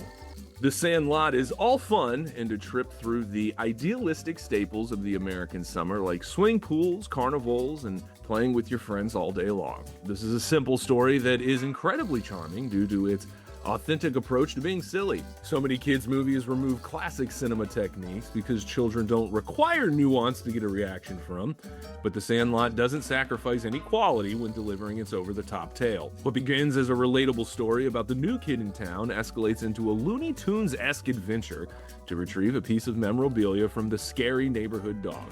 The collection of 9 kids that make up the cast tackle everything from baseball to advanced engineering in The Sandlot, learning that heroes get remembered, but legends never die. A message delivered by a ghost. Grab your PF Flyers, smooch the lifeguard, and outrun Beethoven because it's time to play ball. My good friend Lila the Sugar Glider has returned because I can't talk smalls without my smallest pal. Hey Lila, you ready to sock a few dingers? I'm ready to head to the Sandlot. Sandlot. Always, always, always. I love this movie. Spoilers. We're nearing the end of the season, and you've had to sit through some rough ones. I owed you something fun, and I don't know if it gets more fun than the Sandlot. I'm trying to quickly like Rolodex in my head, but I am almost positive this might be the lightest movie you've given me. So for that, I am so grateful because what an enjoyable watch this still is for me. I always like to, prime up the conversation by asking. I kind of assumed this was a movie you saw growing up. It's so hard not to watch something like this and find the relatability back to you. Like, no, I did not grow up in the 60s. Like, no, there was not a scary... Actually, there kind of was a scary neighborhood dog. I almost completely forgot, but she was very sweet. But when she was off her leash and you were like, messing with her too much, it definitely was. But my perfect summer as a kid was the summer going into high school. So it felt, I'd say it was maybe like a few years after what these boys, like I'm assuming they're between like 11 and 14 kind of thing. So mine was 13 going, I turned 14 in October. So this was the summer leading into like true high school, like leaving the kid stuff behind, quote unquote. But this was the summer that we walked everywhere, that we made adventures at Walgreens. And I grew up on a block very similar to these boys. I grew up in a very predominantly boy heavy block. I was like the boys outnumbered the girls by like 1,000. So like I watched and they all played baseball. Like it was very much shout out West 14th Street. This movie meant a lot to them. And I think, my brother had me watch it because he was like, you have to watch it, Lila. It's us. For me, it was the summer going into 8th grade. If I'm doing the math or if I'm doing the years, it was the summer of 2005 going into high school. And it was the greatest summer of my life. Like I've had fantastic summers since then, but that was like the last one before really diving into growing up, which feels a lot like this film. Such a fun year. I had a best friend growing up who got a boat that year. I think it was just a canoe. Later on, he would get a boat with a motor. But that summer, we spent so much time just out on the water and saw manatees and all sorts of crazy. It was Oh my God. fun. It's like you're finally getting out of middle school. You feel like such an adult, you have no idea the horrors of high school. It's such a wonderful... idea that was going to be the best it was. Yeah, that's where it all peaked, baby. That summer. Summer was the peak summer for sure. And you know the drill. We talk about plot first. Pretty straightforward. We have our main character, Scotty Smalls. If you've grown up in any time past 1993, you've probably heard, quote, "You're killing me, Smalls." You're killing me. Even if you've never seen this movie or will never see this movie, you'll probably hear that. Tom Guri, I think Guri is how you say his last name. He says that on average, he thinks he hears that about 4 times a day. The poor guy. You leave any comments, Tom, if you're listening, but we don't expect you to say the obvious. But regardless, his character, Scotty, aka Smalls, moves to this new town and is trying to get along with the neighborhood boys and wants to play baseball and isn't so great, but gets a bit better at it, especially when he becomes more comfortable. Part of the struggles of playing baseball over the summer is just getting a ball.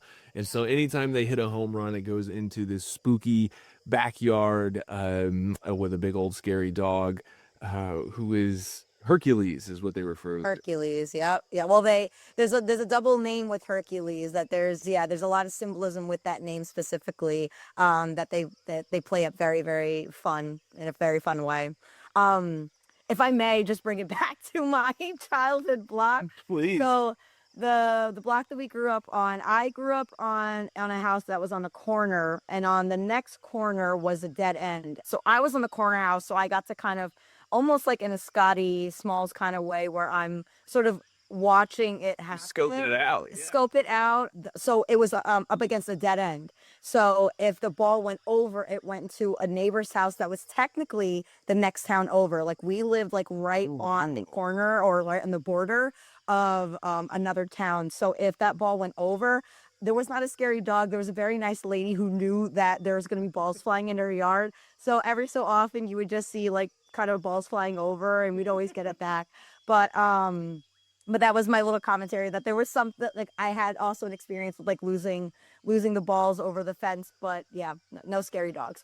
Anyway, I don't know if I'm gonna throw that in there, but No, I love it. I love the shout out to Shelbyville, the next town over. yes. That's kind of the back half of the adventure. The first half of the movie is really just getting to know the characters and Oh, yeah. getting connected to everybody. And he sort of makes this, best friend in this character that he looks up to, Benjamin Franklin Rodriguez, to be specific. Cannot believe that that's his credited name. They said it at one point in the movie, and I was like, that's funny. And now I'm looking at the the credits. I didn't realize they really gave him that middle name. That's hilarious. Oh yeah, no, that's the full one. And Oh man, almost everybody has a full. I mean, Scotty Smalls. I feel like Smalls. Smalls is just an easy nickname. You can't go wrong with that. I was actually gonna make a joke about Smalls' hat. So I did not realize until like maybe like 6 months ago, I was scrolling on the internet, that I thought that hat was just supposed to like be representative of how not in the baseball world he is. It's like it's this made up hat in my head. I was like, no, Right. no bill is that big. And I did not realize, and it's so dumb because it's right there, that it's a fisherman's hat. And that's why there's a big old fish on it, and that's why there's a big old bill on it. And I was gonna make a joke that like this hat is like the part of the plot because of just how ridiculous it was. And then I didn't realize, I hadn't watched this movie in a couple of years, but Sure. that it came back at the very end. Like it was he's been sporting that fisherman's hat as a commentator, like no big deal. But back to his roots, back to who he was. And so I was going to make a joke about it until I realized that he brought it back at the end. And I was like, all right, well, I guess the hat actually is part of the plot. Like, Shout out to the all of our commentators out there who sport your fisherman hat. Remembers your roots. Yeah. that's right, never forget. His hat is so goofy. It's so adorable on him. But it's funny you say that because it is this like visual sort of reminder that like, oh yeah, you're not a baseball player, but there was this time in your life where you got to be, and we got to spend that time with you. And it is sort of bookended by this visual of this fisherman's cap. And while he's a kid, he's wearing Ben Franklin Rodriguez's hat, who he lends it to him throughout. But they become friends, and then again, the back half of the movie is really about just trying to like get a ball back that belongs to Smalls's stepdad. It's a ball that's signed by Babe Ruth, who Small doesn't even know who that is. Some lady, Miss Ruth. It was so funny. That part never gets old to me. Where he's like, I don't know, that's the same guy. It's so good. It's so good. I just love how Benny just like is Mary Poppins and just always has things in his pockets. He's got a spare glove that he just has. He has a spare hat that he just has. Like he really is Mary Poppins to this kid. Like, Yeah, but no extra balls. his pockets are all full, Al. Don't you get it? He's got to hold hats and gloves for the neighborhood. He doesn't have room to hold any more baseballs. Oh my gosh. I don't know. Besides the lack of room of baseballs in one's pocket, I believe the plot plays out really, really well. Like you perfectly said, like it's umbrellaed over this like perfect summer, but what starts as just trying to like find his space, find his community through Benny's really gracious leadership. Goodness gracious, if Benny wasn't there, like Smalls would have been out for dead. Like there's no, like these kids were mean. And I was Sharks, these kids. I'm sure it's been pretty well known in this podcast at this point that I get a little sour, a little mean when characters are just mean, but I have to remember that kids are a little mean when they're younger, and it is true. I remember there were so many times that sometimes I didn't want to play baseball, and they pick on me for the rest of the week that like I didn't want to play, and so now that means that like whatever, and it's all out of like just kids trying to figure out how to socialize and talk to each other. So I could put that part aside. Plot played out beautifully, in terms of like first getting to know the crowd of it and then the crowd working together with him. And it's so sweet. And then like the demystifying what is a legend, what is, what is truth, what is fiction. The way that Hercules would just be spitting out these contraptions and shit was just so campy and so silly and was so great. And it turned out like, I mean, he could run the whole town, but he was just a regular dog. Like he was. And it's those things that you hear as a kid. So many things are legend as kids. And what I came to find, and maybe I'm skipping ahead, and if so, please stop me and we'll save it for the end. But this story in and of itself is a legend. The legend of the greatest summer, the legend of, taking in the new kid, the legend of finding out the beast is actually just a dog, and that old man Myrtle was a was a baseball player. No, I totally agree. And I think that yes, the way it escalates and it's silly, but it's always kind of grounded. And you say it's a legend, but it's kind of this like a legend turned memory. It's sort of it's this sort of shared experience because there's always silly things.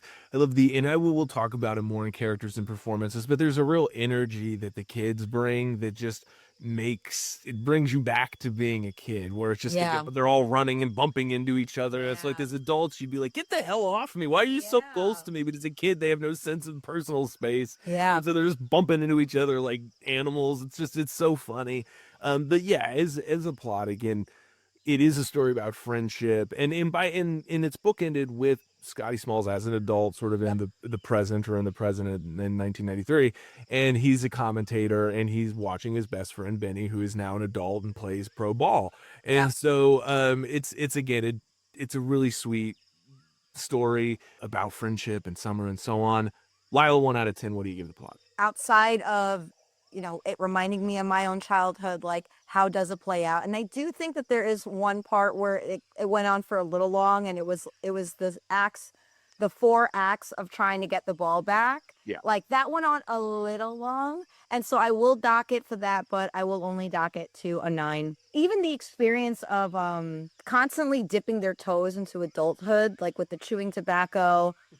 I have mixed feelings about the thing with Wendy Peppercorn. However, I mean, I'm not Wendy. She couldn't forget Squints, and they had 9 kids together. I had mixed feelings about it, but it's still them dipping their toes into like noticing someone that they find attractive and how that makes them react and what they do with that. Those are the dipping their toes into adulthood in that way. So, and even like having the guts to like apologize to Mr. Myrtle and then to own up to what he did to his stepdad. And I mean, yeah, if I was a stepdad, I'd be pissed because the sentiment is what the ball really was. But if I had the entire team of the 1926 Yankees sign it, I think the grounding would go from forever to a week. I think that's so. It's a 9 for me. That brings us to characters and performances, and you just touched on a couple there, and you mentioned Squints, who's one of the kids in the group. He wears glasses, which is why they call him Squints. I love how decorated all their nicknames are. Yeah says yeah a lot. We're just gonna call him yeah. Yeah. And then of course, unfortunately, Patrick Renna, who was a staple of every 90s kid's childhood, between the Big Green, Pete and Pete, all sorts of stuff. He plays Ham, or is kind of what they call him, which I was like, my God, what a 90s film this is. Yeah. But again, there is a real kind of raw innocence to it, and Pam. I'm making up characters now. You mentioned Squints and the lifeguard Wendy, and this sort of scene, and I mean, it's toting a line that doesn't age super well, because for those unfamiliar, basically the idea is every kid has a crush on this lifeguard, and Squints has finally worked up the nerve in his mind to do something about it, which is to pretend that he's drowning so he can be resuscitated and then turn the CPR into a kiss. Now, it is funny because it's like he's a kid, he has no idea what he's doing, and I think all of us who've been around kids, or even when we were kids, can remember just telling an aunt you want to marry them or something or whatever, just not really know what you're doing. And so much of this kind of coming of age story is, all these kids sort of thinking they're more adult than they are. Right. And this is, one of the more extreme examples of a kid kind of overstepping. But I think what plays out well is, I mean, she's at least 3 or 4 years older than him. Which, I mean, sorry, she looks like 28 and he looks 11. Like, it is like, oh, I don't know what the casting is. I almost don't want to look it up in that regard, like what her true age was, but she did not look, I don't know, was she supposed to be 15? She's supposed to be 16? They were giving her that like classic, Hollywood blonde, like she's wearing the sunglasses and she's by the pool, but it ages her up so much. No, honestly, I was almost ready to buy the lifeguard look. It was when she was walking in the streets. I was like, I wore that outfit like 2 days ago. Like, what are you talking about? And I am not a 15-year-old lifeguard. But I will give the film the credit that they have acknowledged it through narration. They acknowledged it, like, even at the time with Wendy throwing them out, that like what he did was wrong. So it's not like they're like super, you know what I mean? But like they were like, she should have beat the crap out of him and da da da da. And so like in that regard, again, I've mixed feelings, but does it mar the film for me at all? It doesn't. No. And to your point, he pays for it. He not only pays for it. He gets banned for life. Well, he gets thrown out of the pool, banned for life, but all of his friends do too. So, like, they get the story. But it is funny because ultimately the movie is a comedy, and they bring it back that in the sort of epilogue, you find out that, they end up getting married and having kids. And it's like now this story they tell their grandkids about, oh, your grandpa, when he was a kid, he smooched me over the summer. So it does then again kind of bring a level of innocence back to it, which it's like, all right, the film really does go out of its way to kind of ground this experience. It does. It's not perfect. It's not perfect, but it's, like I'm at this point, I'm taking it or leaving it. And this is still like a film that I love to watch every few years or so, especially in the summertime. I have a criticism about the characters and performances that I want to get your thought on, which is I don't love the way the movie kind of positions Smalls sort of fighting for the affection of his stepfather, and how his stepfather is seemingly so reluctant to give it to him. Yeah. And again, Dennis Leary, especially if you're a stand-up comedy fan, his reputation hasn't aged really well over the years. Yeah. There's been a lot of like plagiarism allegations and whatnot. And I'm a big Greg Giraldo mark, forever will be, and they famously got into it on the air, and and so I've always been team Greg Giraldo since like 2003. But regardless, he's just a really easy character to dislike in a movie where like nobody is really dislikable, and I just thought, why do you have the main character, the kid, is always just trying to win over his stepdad, who's just sort of this hard ass for no real reason, and like not to the benefit of anyone either, So, I mean, I guess he does he teaches him how to throw, and they have a moment together. But even at the end, when like he gets him this ball that's far more valuable, there's still this like no cells in it. It is kind of like, you're still grounded for a week or whatever, which I get is kind of played for laughs. But I'm like, will someone's hug Smalls? I'm like, this kid. Honestly, I feel like I'm so with you, where I feel like had the stepfather's like energy was more like he's trying to buddy up with Smalls, and Smalls is like not reluctant in like a mean kid kind of way, but just like awkward about it. And like, like Bill's Dennis Leary's character, Bill is trying, and then he goes away, and Smalls betrays that possibility of that, good first step with him by stealing the ball. And then I feel like the movie could have played out completely the same with Bill being just a little warmer. And I get it, it's supposed to be like the 60s where like, you know, men don't hug, men don't whatever, but Right. like it just I'm with you. It distracted me. It felt so unnecessary, especially for how sweet Smalls is. Like it didn't make sense to me. If like Smalls was kind of like, I don't know, if he was reluctant to call him dad or anything like that. I mean, God, his parents don't even kiss in the movie. Like, I don't even buy that they're married. Like, Yeah. what are we doing? Even down to there's like you really see that the mom, whose character's name is just Mom for anybody that's freaking Benny gets 3 names. Mom only gets Mom. Who gets the one title? Not even a name, a title. Oh, God. Stepdad is Bill, but Mom is Oh, Mom. man. But Wow. what I think is funny is it's like she really has to twist his arm to be like, no, go. And the whole time Smalls is like, Mom, it's okay. Don't bother him. He's working. And that's just where it's like, just get Smalls out of the room. Just have her over there saying like, go play with him. He's like, I'm busy. I'll do it. She's like, no, this is important to me. Go do it. Why do you have to have Smalls in the room and kind of seeing that he doesn't want to do it? And it's just, it's a little detail, but it's like send the kid to Crafty for an afternoon. Like just like it's worse to have him in the scene because it's It's harder to watch. Yeah. cool. Yeah, 'Cause for if sure. if anything, you think Bill would see that he's standing there and go, oh yeah, no, I'll go do it right now. Let me put this down. But it's very much like, oh, this is sort of a burden.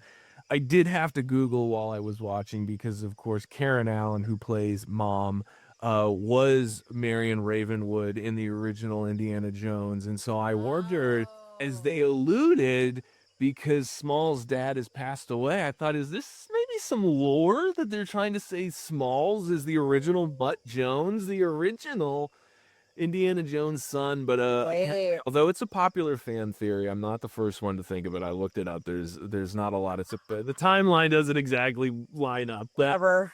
Regardless, I want to believe that, and I also want to believe because in this episode we're talking about Field of Dreams, which of course also features the wonderful James Earl Jones. Which by the time this movie comes out, Field of Dreams is a hit. It's a classic. Although I think it was only 4 years before this, but I thought that was really fun casting in James Earl Jones because he's a really legendary actor. But again, in 1993, he's very much going to be associated with Field of Dreams and his role in that. So this movie again does sort of celebrate like a love of kind of baseball movies and cinema, and it is more than just your average run-of-the-mill 90s kids movie. And I think a lot of that has to do with some like really inspired casting, who I found out even today that Patrick Renna, who we mentioned earlier, was cast like the day before they started filming. That's crazy. They couldn't find anybody to do it. He came in and read for it. They were like, you're perfect. Get on the plane. You got to leave tomorrow. Wow. James Earl Jones as Mr. Myrtle, between just his presence, his booming voice, that he could, if you close your eyes and you feel the fear, he could scare you, but he's such a warm presence. He has a hearty laugh. He's willing to give you this priceless ball just for some company. Give the man a fucking hug and a glass of lemonade. Like, come on. He just wants some company. For the most part, everyone has their own distinct personalities that add to that pot of boys growing up, and I love them. So I think for my score, Yeah, let's hear it. I think I'm gonna give it a 9. I hate to say it like this too, but like I feel like almost the mom was almost a non-factor. Like, Get rid of Bill altogether. Make Bill the older step brother. And the step brother goes away to Bible camp or whatever. Same baseball, everything plays. Go play with your younger brother, please. I'm doing homework. I gotta finish this up. I gotta whatever. Like that. All I You're think. so right. Tension, everything. That he can't he can't be friends with his brother, so he's trying to be friends with the neighborhood kids, and what that means to build friends at home while your new stepbrother is so much more interesting than again the dynamic, which just kind of makes you feel bad for the kid. But we got the 9 locked. 9. Visual storytelling is up next. You mentioned earlier that they chew some tobacco. I was curious, what the heck are these kids chewing? Turns out that was black licorice and bacon, which absolutely resulted in several of the kids getting sick, especially because they had to chew it while spinning around on multiple Oh, things on this thing. So I'm sick just thinking that. That's yeah, disgusting. That's the prop food that they gave them? Oh, that's uh, awful. bacon and I do think about it. I have had some like I don't even know what you would call it, but it's like bacon jerky that has like a sweeter sort of, and it's very it's like crazy how good it is. Like you can't even because you'll just now I get It's the line. licorice though, but No, that's what I'm saying. Trapped it in black licorice, that would definitely make it tough. But yeah, that's what the chewing tobacco was. So we're talking about visual storytelling now. This is a very visual movie, but on a budget of only $7 million, it is wow. limited. Yeah, in terms of what we see the pool, we see obviously the Sandlot, we have the main house, but that's really it. I don't think we ever go to Benny's house, even though it's referenced a few times. I feel like maybe there's a scene in his bedroom, but there's a really fun like Yes. One. yeah, right. The dream he has about Yeah, vapors. Yep. there you go. And and then of course there's this really kind of I don't know like larger than life tree house that they all have a camp out in and whatnot, which is again talking about kid fantasy. Everybody Can I ask you a question? Because I missed it and I was trying to figure it out. Whose treehouse is that? I don't think we're supposed to know that Because because it's directly next to to Mr. the Myrtle's right. and to the fields. I think, look, I mentioned Shelbyville earlier. One of the magical things about The Simpsons is it's like the Shining Hotel. None of it links up. Like, you can't actually ever reconstruct Springfield or even reconstruct The Simpsons house. And I think there's a little bit of that going on here where you're just, it's kind of close. Again, it's almost like a dream. Like, you don't know whose house it's at, but it just all sort of works and makes sense. Yeah. I And thought for a while the treehouse was at the Sandlot, and I was like, "Oh, so crazy! They built it." And like, I almost feel like it could have been because I mean, yeah, they're right reaching there. right over. Yeah, I think that probably there's some Reddit thread somewhere that's tried to lay out the blueprints of this neighborhood and figure out how the cul-de-sac is off the Sandlot that they run in the opposite direction to get to. And I was just yeah, curious if you caught it because I was like, at one point, I was like, "Do I rewind? Like, did I miss something? Whose treehouse is this?" when we're talking visual storytelling, I got to bring up the Erector set, which again is a funny nod. I was a kid who, I had Lego. I never really had a Erector set, but I think maybe my dad did or something because I remember always hearing about it. In this movie, this kid, again, deceased father must have been one of the founders of Rector set because he has more. They construct with ease like So an 18-foot pulley system like this with like an inner like a small car that like drives down the middle and scoops things up. I was but like, he took nerd to a whole level. I was like, "How do you have that?" baseball. These kids are like should be running SpaceX. I mean, this nuts. The if they put their minds together, beating neighborhood bullies in baseball is the least of their worries. But it was at this point in the story. It's very silly. It's very escalated. I agree with you. You mentioned earlier in the plot that it drags a little at this point.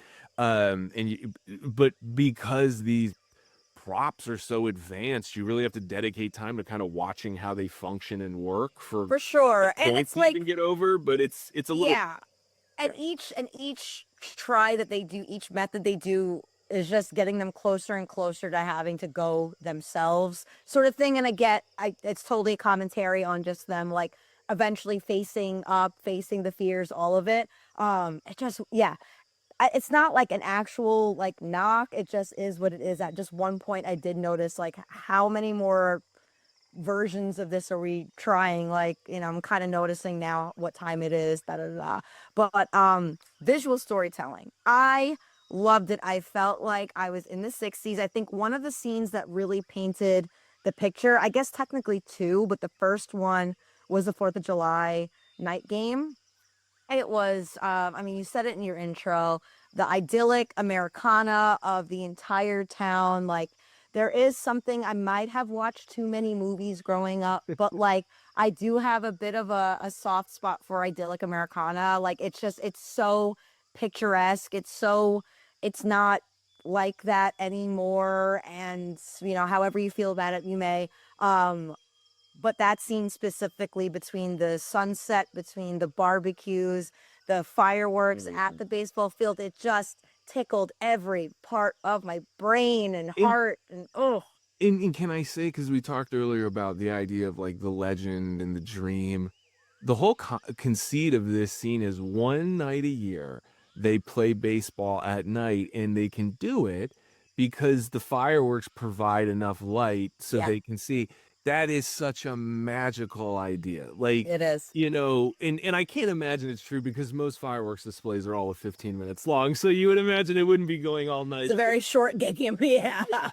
But just to get the idea of it, and summer nights and hanging out with your friends and that freedom, and I'm not even being cheesy when I'm connecting the freedom in the America, but like when you're young and the fresh air and being outside and just playing and not having to go in, it's just such a wonderful, wonderful feeling. Yeah. The freedom of being a kid, that's something that I've sort of been reflecting on the last few years, that like, why does time feel like it's going by so fast? And it's because I don't know about any of you out there or you, Al, but like the way that I've been running my life for the last, I don't know, 10 years is I go by like kind of a month to month basis. So I'm already thinking about what I'm doing in February, or I'm already thinking about what I'm doing in 2 months from now.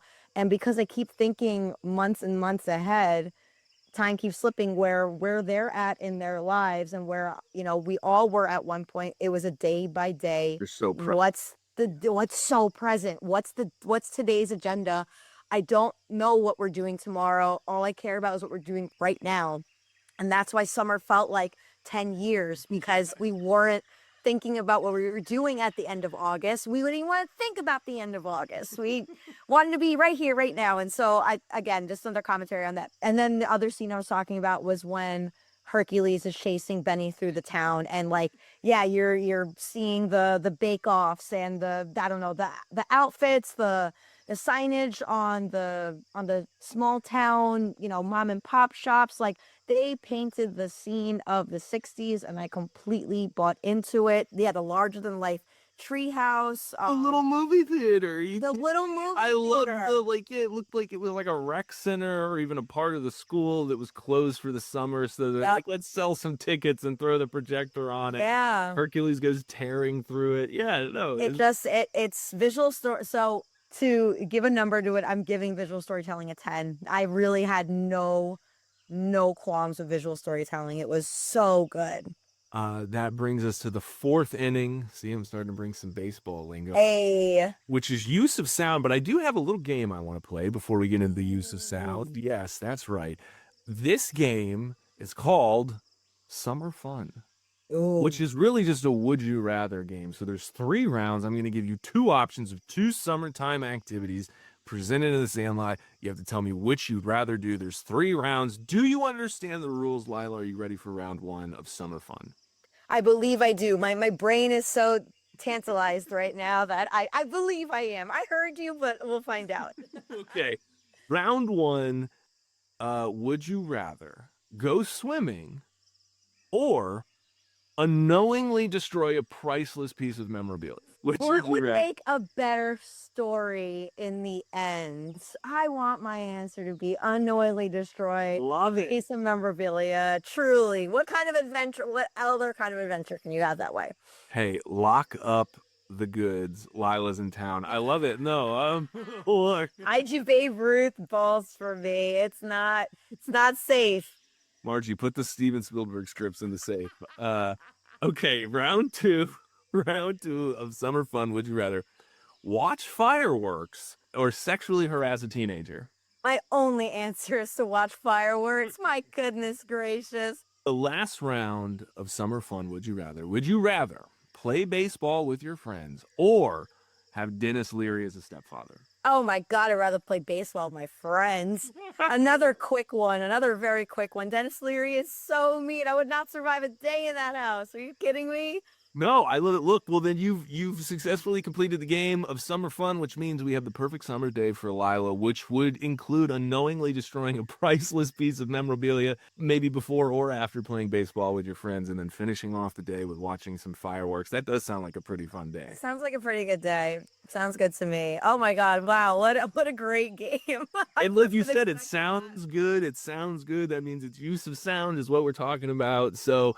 The sound design doesn't ever really, I don't remember it really going over the top or anything. And a lot of kids' movies at this time, they would incorporate more like childish sound effects and things, but it's pretty grounded. I don't have any big takes, but I'm curious your thoughts on these sound.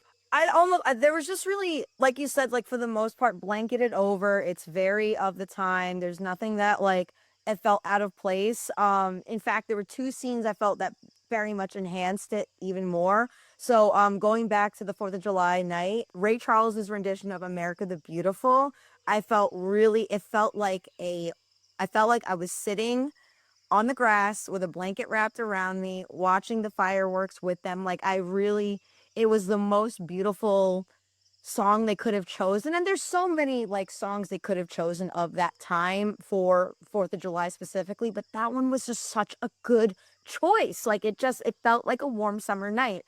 And it thrilled me out of my, out of my watching eyes, so, but in a great way. Like I wasn't like distracted. You know how we would talk about it a lot, where like some things like will happen that like kind of distracts you. But yeah. that one just like it made me almost step out of myself and be like, oh my God, what a perfect scene. Beautifully done. And then when Hercules chases him out of the fence, it becomes very like blockbuster actiony score in a way. Like it didn't feel like vaudevillian summer, like the bam, bam, bam, bam, bam, bam, bam. Like it wasn't that song, but it was I mean definitely like the ending song when Benny's in the pickle, like as a grown up, and then when he Yes, when yeah. when It is. he is facing the fear of Hercules, there's something very just like actiony, like discovery. It felt so elevated. It felt like something that would have been like in an action blockbuster Yeah. or something. And because like for them this was like them like, you know, rescuing the Babe Ruth ball was like the highest stakes they could possibly find, that the music had to match with that. And so yeah, all like the regular 60s songs like definitely worked. But the Ray Charles's America the Beautiful and just like the score, especially at the highest stakes of the film, really just like tied it in that like this is such a big summer adventure. I love it. It's a 10. It's a 10. It's a 10. I love. The 10 is in. Wow, I don't even have to ask, although my cursor is not working.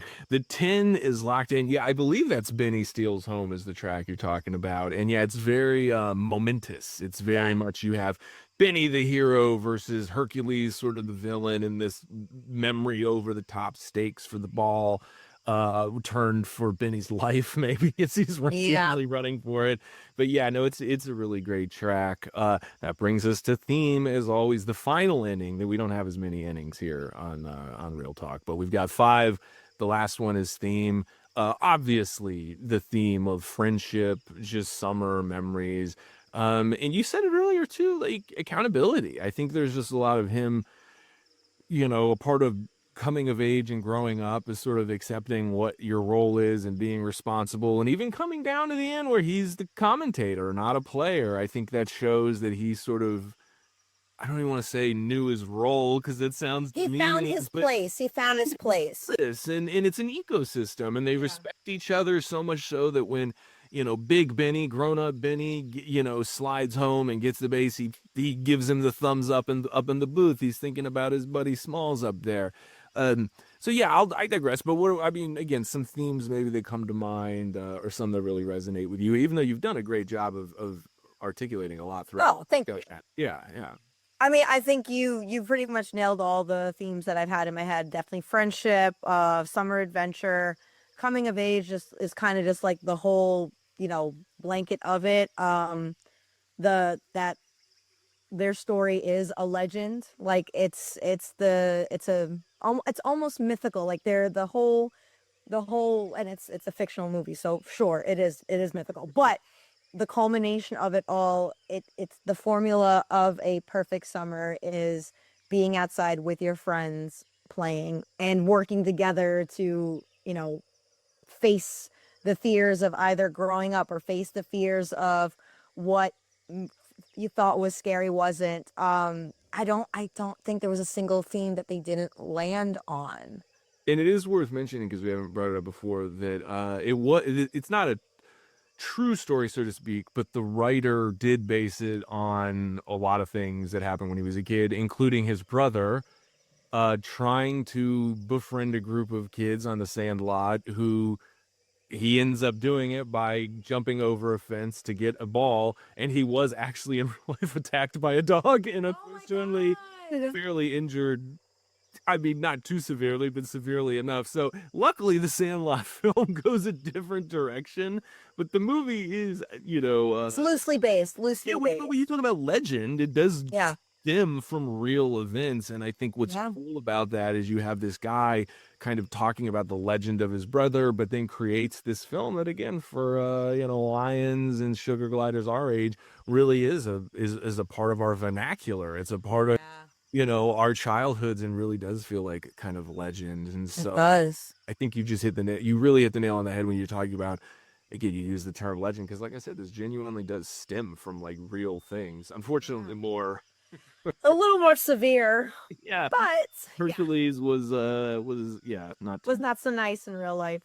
But that's the thing that's and that's also sort of the thing with legends is that over time, or if you, depending on who you ask, like what the story is, like if you ask this film, this is how it happened. Right. And it's beautiful. I totally, like, just quick bonus before we wrap it up, but like I completely forgot to mention, and I think, yeah, I would have counted this in visual storytelling, but the retelling of the story of Hercules through by Squints, through his grandfather. It was just, it's so, the forever, I've said probably forever, like 1,000,000,000 times, but like the black and white, the choppiness of it felt Twilight Zone. It felt 60s. It felt of that time. And it just, again, it just blanketed that through. That was a quick bonus thing. Theme, I think you know my answer. It's a 10. It nailed every single box. That did not miss a beat at all. The 10 is in. I love the positivity. Again, the summer vibes are shining through. Well, you know what? Because it's finally a fucking nice movie you gave me. So, yeah. Well, way to keep those kind, fun spirits going with yelling at me. All right. Next time on you, Lila will be reviewing Schindler's List. Okay, that's what you get for yelling at us. Wow. Al gives his strongest soldiers the saddest movies, really, truly. No, hey, look, you've truly earned your stripes this season. But anyway, I've got a total score for The Sandlot. I'm going to reveal it to you now. For plot, you gave it a 9. For characters and performances, you also gave it a 9. Visual storytelling, use of sound, and theme all received 10s. So this got a 96. I'm going to assume that's an A+. I'm very happy with an A+. I'm very happy with a 96. Look, And now I gotta hear, what did you think? all right. Well, I really like this movie. I love this movie. I enjoyed this movie as a kid. I actually think I enjoy it more as an adult. So I didn't score it as high as you, but I'm going to sound like a jerk because you just gave it an A+ and this really high score. So I have to make sure everybody knows I really like this movie. Okay, this isn't a bad score.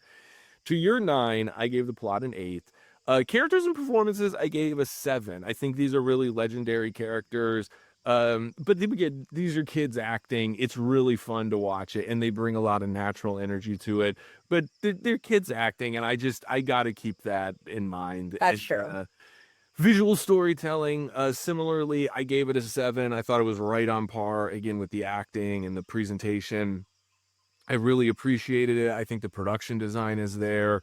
But it's very straightforward. I don't know that I would even go so far as to call it inspired. So I gave it a 7, which again, very positive. It's a great 7. Use of sound, I gave an 8. Themes, I also gave an 8. Again, I think really, really well done. Those are high marks. On this show, an 8 is an A. So I ended up giving it a 76 overall, which was a B+, which again, I know may sound sacrilege, but Everyone, get him! Get him! get that lion small. Now! Yeah. Stick up Hercules.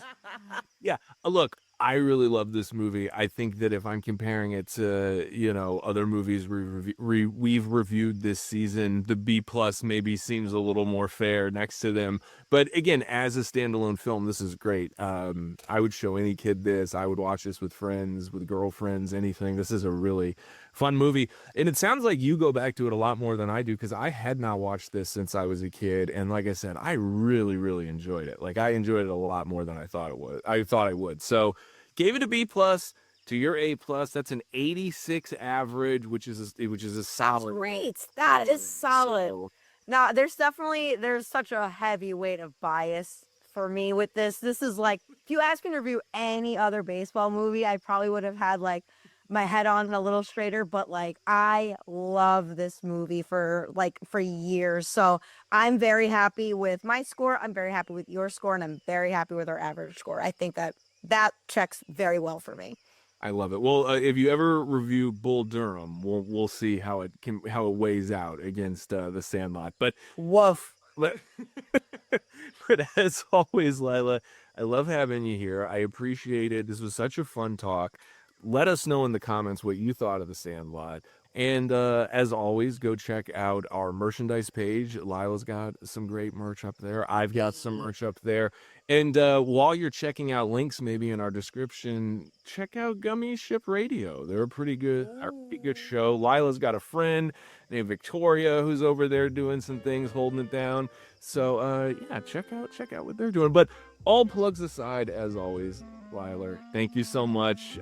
Thanks for listening, and here's a look at the scoreboard from our show. John Champion scored Moneyball an 87.6 and an A to my 82 and an A, with an average of 84.8 and an A. Scoring the highest today is Field of Dreams, which WH gave a 93 and an A plus to my 92 and an A, with a 92.5 A average. And finally, Lila the Sugar Glider gave The Sandlot a 96 and an A plus to my B plus and 76, with an 86 A average. Please tell me what you graded each film in the comments, as I genuinely want to know. A big thank you to John Champion for stopping by, and be sure to check out his website linked in our bio. Subscribe to Post Wrestling on YouTube to see WH Park review all things MCU related, and check out more of Lila on Gummy Ship Radio. Join us next time on episode 23, Amy Heckerling. My high school English teacher, Mike Tullio, joins me to review Fast Times at Ridgemont High. Sid the Cinema Sloth makes his triumphant return to Great European Vacation, and commercial and doc director Laurie Schmone debuts to review Clueless. Thanks to the team at Real Digital for producing this episode, and Platinum Plastic, who supplies our show's merchandise on redbubble.com. If you haven't left a like by now, you might as well, and subscribe to the channel, as well as hit the bell icon to be notified when Real Talk drops each week. Thanks for listening, and if you're going to talk movies, make sure it's Real Talk. Danny. Honey, it's all right. I'll be cool. At least he is not a book burner, you Nazi cow.